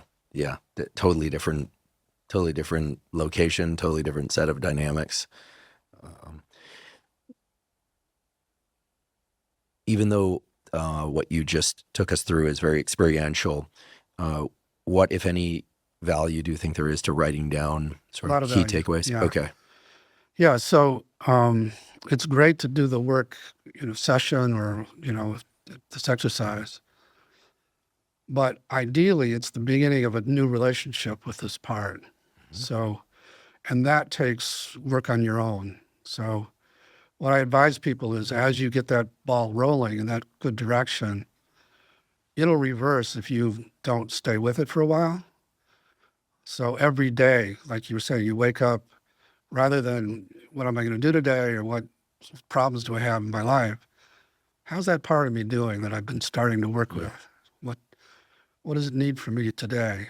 What does it want me to know? Is it still feeling better? Do I still have compassion for it? So, or appreciation for it. So this, like I said earlier, this kind of becomes a life practice. So I do that every morning. Every morning? Well, you're very familiar with these parts. Yeah. And to clarify for people, when Dr. Schwartz is saying parts, he's saying these personalities within us, not necessarily the body part where it manifests, but maybe that provides a physical anchor to look to. Exactly right. Yeah. So I'll check in, not with all my parts, because I've met many, but the ones I've been working with, just to see how they're doing.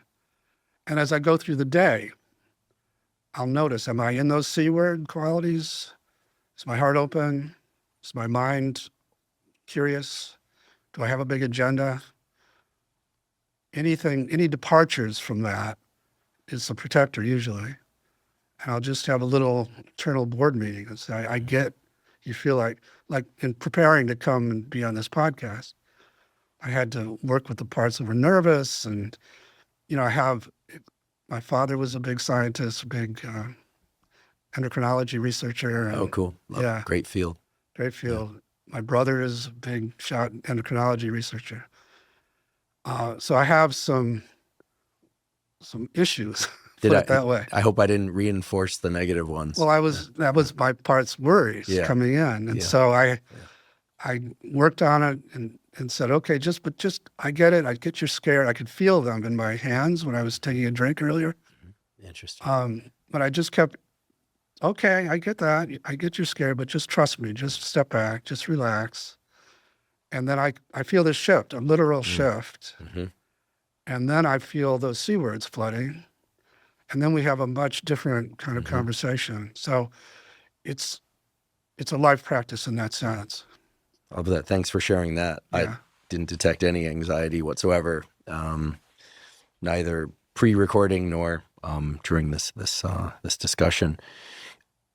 If you don't mind, could you describe or maybe even just list off some of the other labels of parts that people might encounter if they do this kind of work? So you describe them as protectors that manage, and then the exiles, which are the parts of us that the protectors and managers are protecting. Yeah. Correct? Okay. Those are two different things, right? Yes. So, the big distinction is between parts that, by dint of simply being hurt or terrified or made to feel shamed and worthless, and usually those are our most sensitive parts. They're the young inner children. They get stuck with those burdens of worthlessness, terror, and emotional pain. And then we don't want anything to do with them because they can overwhelm us. And so we lock them away. And everybody tells us to do that. So those are the exiles. And when you have a lot of exiles, these other parts are forced to become protectors. So there are two classes of protectors. One are the managers we've been talking about, and the other are the firefighters. So, we mentioned a number of manager common roles, but there's just lots and lots of them. Firefighter common roles include, addictions, dissociating, the kind of judgmental, rageful parts. I could go on, but anything that is reactive, impulsive, and is designed to protect those vulnerable parts, but in an impulsive way, as opposed to the managers who are all about control and pleasing. These firefighters are all about, if I don't get you away from these feelings right now, you're going to die. A lot of them believe that. And some of them, it's true. So there's often a kind of hierarchy of firefighter activities. If the first one doesn't work, you go to the next one. If that doesn't work, the top of the hierarchy for most people is suicide. If things get painful enough, there's this exit strategy. It's actually very comforting to lots of people. And here we come along and get really scared of these suicidal parts. So this is, again, it's one of the hallmarks of the difference with IFS. If you were to say you've got a suicidal part, say, let's go get to know it. I would have you find it and, all those steps. And I would have you, what are you afraid would happen if you didn't kill Andrew? What do you think the answer to that is most of the time? That it would just feel like too much to bear. Yeah. Like I just couldn't take it anymore. Exactly. Which, of course, is a crazy statement because it's not like my brain would explode. But these parts believe it. Yeah. They're not grounded in logic. So my response to that part is, if we could unload the pain that you're so afraid would overwhelm, would you have to kill him? No. And would you let us do that? Well, fortunately, I don't feel suicidal. Right. But the answer would be yes. Okay. So, because we can prove to you that we can unload that pain. And if we could do that, what would you like to do instead of being the suicidal part? I mean, I have to imagine that if somebody, forgive me for going into my head about this, but if I have to imagine, 'cause it's just hard for me to imagine being suicidal. No, that's okay. Yeah, but if I have to imagine that if somebody is feeling suicidal in order to protect themselves against the like enormity of the feelings that they would otherwise feel, and then they are offered the opportunity to work through, to be released from those feelings, I think the scary part would be like the first, it's like wading into really cold water. Mm-hmm. You know, I always feel that way about negative feelings. Once you get past your kind of waist or so, Yes. you get your shoulders under. That's a good analogy. It's a heck of a lot easier. It's a really nice analogy. Yeah. Because you realize there's an upper limit to this stuff, and you passed it a little while ago. Yeah. So that suicidal part often transforms into part that wants to help you live. Actually, they're often in the role that's opposite of who they really are. Mm-hmm. So as you can hear, this is a totally different approach to suicide, for example. And we do the same with addictive firefighters. Find that part that makes you so high. How do you feel toward it? I hate it. I want to be in recovery. I want to just lock it up. Let's get all that to step out and just get curious about it. Ask it what it's afraid would happen if it didn't get you high all the time. Same answer. If we could heal all that pain or that shame, and would you have to get them high all the time? No, but I don't think you can do that. Would you give us a chance to prove we can? Totally different approach to all these problems. Something comes to mind. For a number of years, not now, fortunately, I mean, I still work a lot, but I work like, I don't want to, well, I'll share the numbers, but it's not a goal that no one should try and exceed this. I mean, there were times in graduate school where I, no joke, worked 80, 85 hours a week, slept under my desk. Wow, like wow. I lived in my office as a junior professor. Wow. My students can attest to that. Brush my teeth and work. Not every night, but if I had deadlines, it was just all in with mind, body, heart, everything. It's not healthy. Right. And at some point I had to take a look at it because it's not conducive to a lot of things. It brings a lot. You can get a lot done. I won't lie. You can get a lot done. You can get a lot of degrees. You can get a lot of knowledge, and you can accomplish a lot. But I decided to take a look at it. Like what would happen if I don't know, published 5 awesome papers in a year instead of 10 or something like crazy. I just started looking at it, and it seems crazy now, but I remember the genuine fear of backing off. That's right. And I started to realize that I loved what I did. But that some of the work came from a desire to compete out other feelings. It's a form of dissociation. Totally. And then what happened was I was able to adjust my hours, really pick the projects that held the most meaning for me, and then really savor them and enjoy them. And that's how I approach the podcast and other things I'm doing. So it was a tremendously useful exploration, but it was terrifying. I didn't have to go to 12-step for work addiction or anything. I mean, it wasn't at that level, but you're giving an example of exactly what we do. We go to that workaholic part. What are you afraid would happen if you didn't do this to them? Yeah. So what I came to, it's interesting, it was literally a fear of annihilation, of disappearing. Yeah. And then I thought, well, then you parsed it a little bit further, disappearing to who? Yeah, like exactly. It's not like there was an absence of positive feedback. So it wasn't actually to avoid disappearing from the outside world. Because I'll tell you, when you're working 80, 85 hours a week, you're already gone. You just don't realize it. It was actually some way of avoiding this thing that I've now come to really love. I learned it from my bulldog. I used to have this assumption that slow is low. Like to slow down is depressive. I mean, now I love slowing down. And I did learn that from my bulldog. And a few people came into my life and their dogs as well. And I learned to really savor slow, and not just so that I can bounce back into work. That too, admittedly. But also to just, and it came through, I just would like your thoughts on this. I realized right as I would go into or come out of a meditation, or what I call non-sleep deep rest, this kind of yoga nidra-like deep relaxation thing that listeners of this podcast will be familiar with hearing about, that there's this really terrifying moment where I realize someday assuming I'm awake when it happens, or it's not an accident, or I don't get involved in an accident, I'm going to take my last breath. And it's absolutely terrifying, that concept. And I realized that the fear of disappearing is actually a fear of death. And what I was really afraid of was death. And I was using work. So, it's a long way from like working, 60 hours or 40 hours a week instead, or 30, whatever, but people choose, as opposed to 85. But what I realized that what I was running from was the fear of my own mortality. That's right. And I didn't have to use any substances to realize this. I just had to keep peeling back the layers of like, exactly what are you really afraid of? And now I've come to the conclusion that most addiction, having talked to a lot of addicts with process addictions and substance addictions, et cetera, that deep down, everyone, addict or no, is terrified of death. It's just that some people are in touch with that terror and have like worked through it. Yeah. But so, well, you remember what I was saying earlier when we talked to these addict parts. What are you afraid would happen if you didn't make him high? He would die.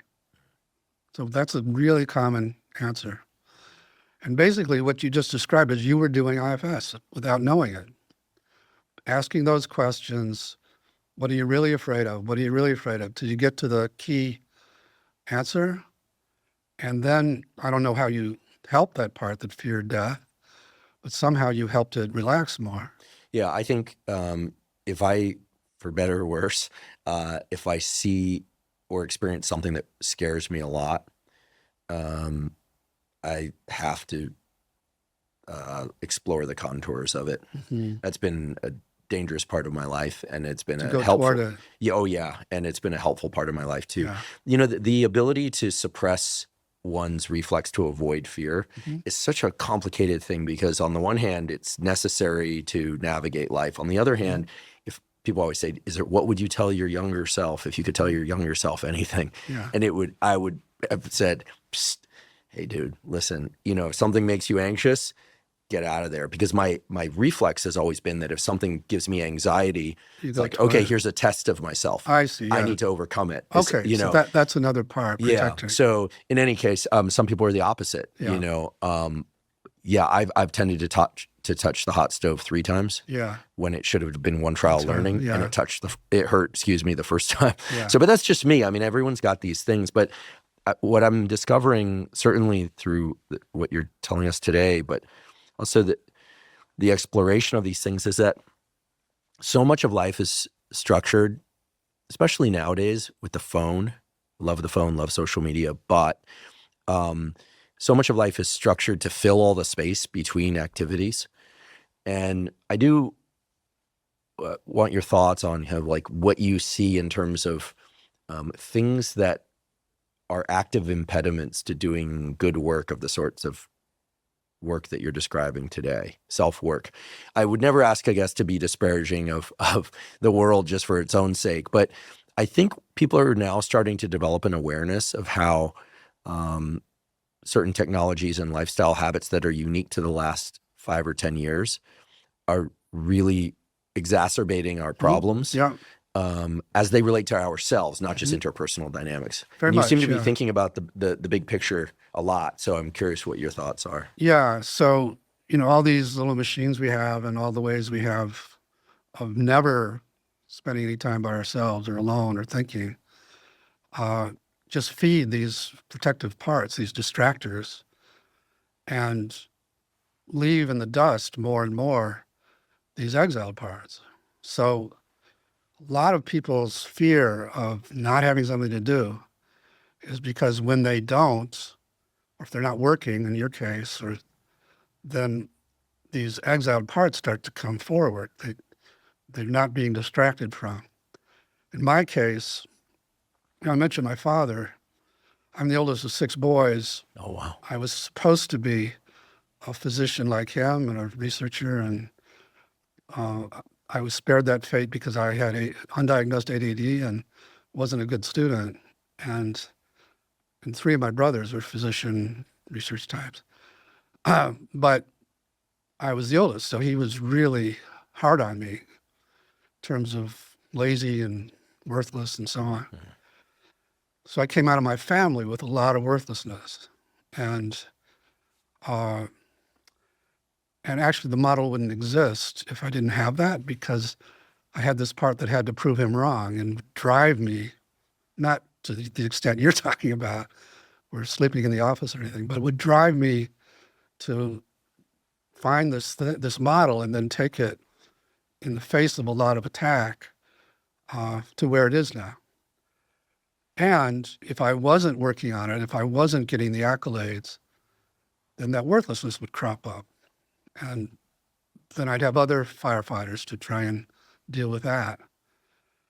And, you know, I had not only the workaholic part, but I had a part that could close my heart and make me not care what people think. And because I was attacked by traditional psychiatry and so on. For developing internal family systems? Yeah. I was humiliated at grand rounds a couple of times, and I was in a department of psychiatry. What is with the field of psychiatry? It's a good question. So, point being that I was dominated as I developed this by these protectors, and it got me through all that, but it didn't serve me as a leader of a community. And I was lucky to have some students who would confront my parts and would just say, you can't keep going on like this if you're going to be any use to us.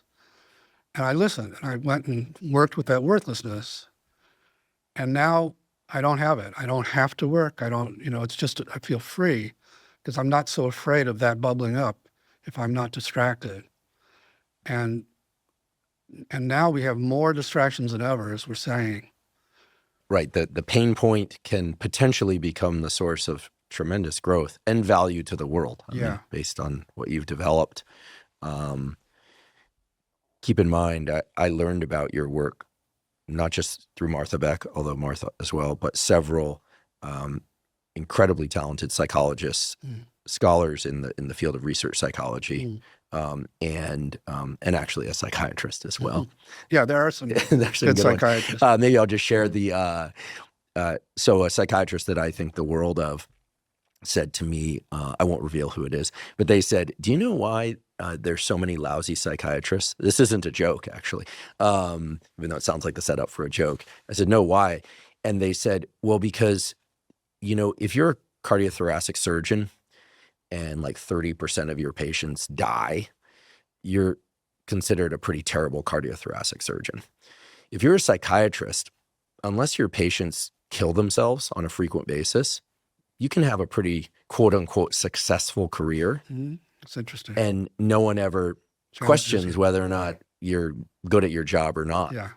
Because the field, A, has a dearth of tools. B, the kind of assumption is that a lot of things don't get better, and on and on. And they listed off all these reasons why the field of psychiatry is so replete with what they described as lousy psychiatrists.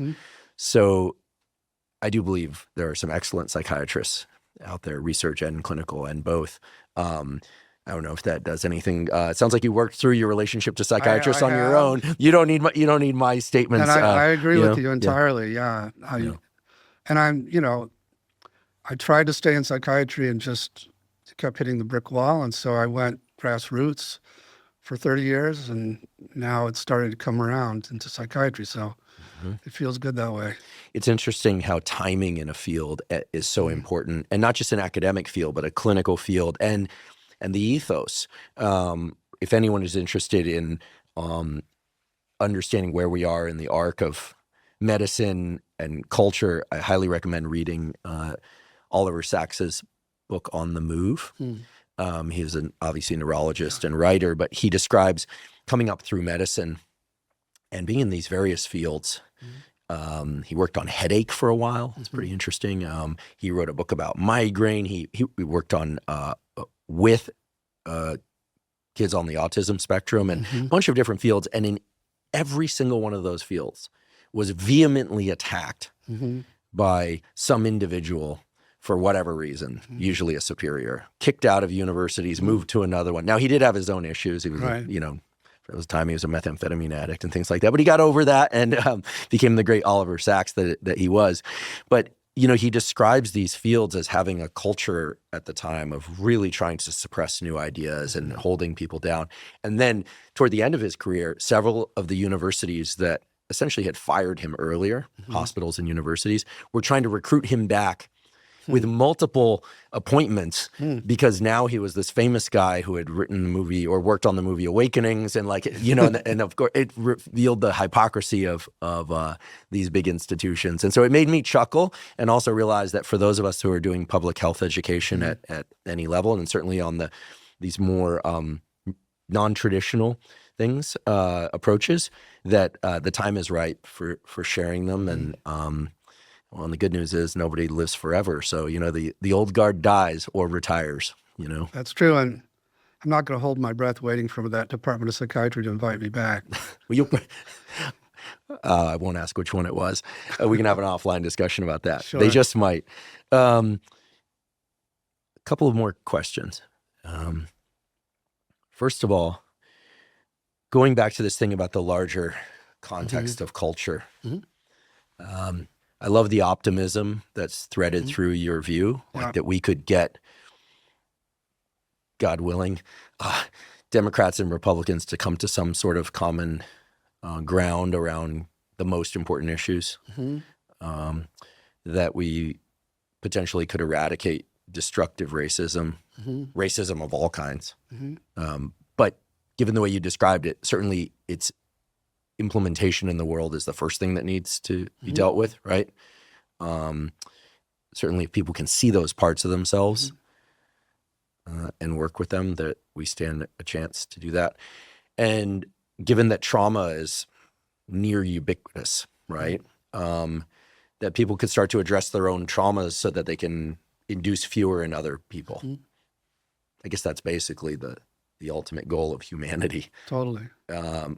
And I, like so many people lately, not just, by the way, not just in the last year or so, but like for the last 10 years, have just been developing the sense like, goodness, like it just seems like the number of problems just seems to be expanding exponentially. Right. How do we get our heads around this? And, you know, there's so much blame game going on of, well, it's because of this and it's because of that. And like, that's not a solution at all. So I love your sense of optimism that it's possible. And then my question is, how do we get that going? to be direct. Yeah, well, that's what I've been working on the last several years. And what I can say is, for example, I spent 20 years, like, you know, I worked with bulimia, like I said, and I thought, okay, this really works with that population. You got people who were bulimic to essentially not be bulimic any longer. Yeah. Wow. And then I thought, okay, well, let's see if no bad parts is really true. And so I went to the toughest populations I could find. And so for 20 years, I worked with DID and I worked with DID, sorry. Dissociative identity disorder, like multiple personality disorder. And I worked with what's called borderline personality clients. And yeah, very common, right? Yeah. Before, when you talked about bulimia is notoriously difficult to treat, let alone cure. It's because people fight with the symptoms. They try to get rid of the symptoms instead of listening to the part that's making them binge about what that's about. Moving from the one-on-one therapy model to a model where people can do this work on their own as well as in groups. But if I'm correct in thinking this, it seems like getting the work done with oneself is the first like real step. Yeah. That there's no replacement for that. Right? Yeah. Yeah. And, you know, there's, in the activist world, there's always been a kind of, you're wasting your time, but there's been a polarization between being in the activist mindset of really trying to change things in the outside world versus sitting around and just focusing inside and not being an activist. But I'm working with a lot of the people you would recognize in terms of activists. And when they came to me, they were doing their activism from this sort of righteous, judgmental part. And if we can get that one to step back and have them do their activism from self, they have a totally different impact. People are willing to listen to them. Whereas when they're in that righteous place, nobody wants to listen to the shaming that does. it needs to be both. People need to do their work, access self, and then start to try to change the outside world, or not one before the other, but at least simultaneously. Fantastic. No, really fantastic. I don't think we've ever done a podcast like this where the audience had a chance to do self-work in real time. Oh, I'm really appreciate you giving me the opportunity. Yeah, I don't know that I've ever heard a discussion like it, to be honest, which is just a testament to you and your bravery. It's very clear that your decision not to go into endocrinology was one that we all are grateful for. It wasn't a decision. Well, my endocrinologist friends will have to just accept that. You know, we've got a lot of good endocrinologists. We needed you, Dr. Dick Schwartz, to find yourself in this business of discovering and creating a truly novel approach to therapy and self-work that goes all the way up to the potential to change culture, change the world. So that's the goal. Yeah, those aren't just words. Those are real aspirational, possible things that could be accomplished if people do this work. And in coming here today and sharing with us the structure of internal family systems and a demonstration of how it can work, and offering people the opportunity to do it themselves in real time, and giving us your perspective about the things that are around it as well as in it, with incredible clarity and just a real beautiful sense of care for people that comes through. But also I like the concreteness of it so very much. It's very concrete. Right? It's not abstract. Right. And I really appreciate that, and I'm certain that everyone else does as well. So I want to thank you for coming here today, for sharing this. We will provide links to places where people can learn more through books and courses and other resources that you've created, and also just for the work that you've done and for being you. It's been a real pleasure, and I'm so very glad we did it. Me too. Oh my God, I my little nervous parts were giving me a lot of trouble, and but once we got going, I just felt connected, and I felt your appreciation and interest, and so we could have this kind of self-to-self exchange, which I love. I just I love spending time in that energy. Yeah, likewise. And you're a great interviewer too. So thank you. Well, this whole thing is a labor of love and a free fall through just curiosity. Yeah. So yeah, it's clear. Yeah, I hope to continue the conversation. Would love to.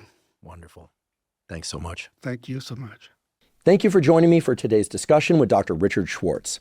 To learn more about his work and to find links to his many excellent books, please see the show note captions. If you're learning from and or enjoying this podcast, please subscribe to our YouTube channel. That's a terrific zero-cost way to support us. In addition, please click follow for the podcast on both Spotify and Apple. And on both Spotify and Apple, you can leave us up to a 5-star review. If you have questions for me or comments about the podcast or guests or topics you'd like me to consider for the Huberman Lab podcast, please put those in the comments section on YouTube. I do read all the comments. Please also check out the sponsors mentioned at the beginning and throughout today's episode. That's the best way to support this podcast. For those of you that haven't heard, I have a new book coming out. It's my very first book. It's entitled Protocols, an Operating Manual for the Human Body. This is a book that I've been working on for more than 5 years, and that's based on more than 30 years of research and experience. And it covers protocols for everything from sleep to exercise to stress control, protocols related to focus and motivation. And of course, I provide the scientific substantiation for the protocols that are included. The book is now available by pre-sale at protocolsbook.com. There you can find links to various vendors. You can pick the one that you like best. Again, the book is called Protocols, an Operating Manual for the Human Body. If you're not already following me on social media, I am Huberman Lab on all social media platforms. So that's Instagram, X, formerly known as Twitter, Facebook, LinkedIn, and Threads. And on all those platforms, I discuss science and science-related tools, some of which overlaps with the content of the Huberman Lab podcast, but much of which is distinct from the content on the Huberman Lab podcast. Again, that's Huberman Lab on all social media platforms. And if you haven't already subscribed to our Neural Network newsletter, the Neural Network newsletter is a zero-cost monthly newsletter that includes podcast summaries as well as what we call protocols in the form of 1 to 3 page PDFs that cover everything from how to optimize your sleep, how to optimize dopamine, deliberate cold exposure. We have a foundational fitness protocol that covers cardiovascular training and resistance training. All of that is available completely zero cost.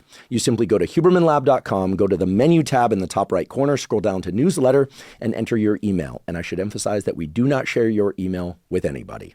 Thank you once again for joining me for today's discussion with Dr. Richard Schwartz. And last, but certainly not least, thank you for your interest in science.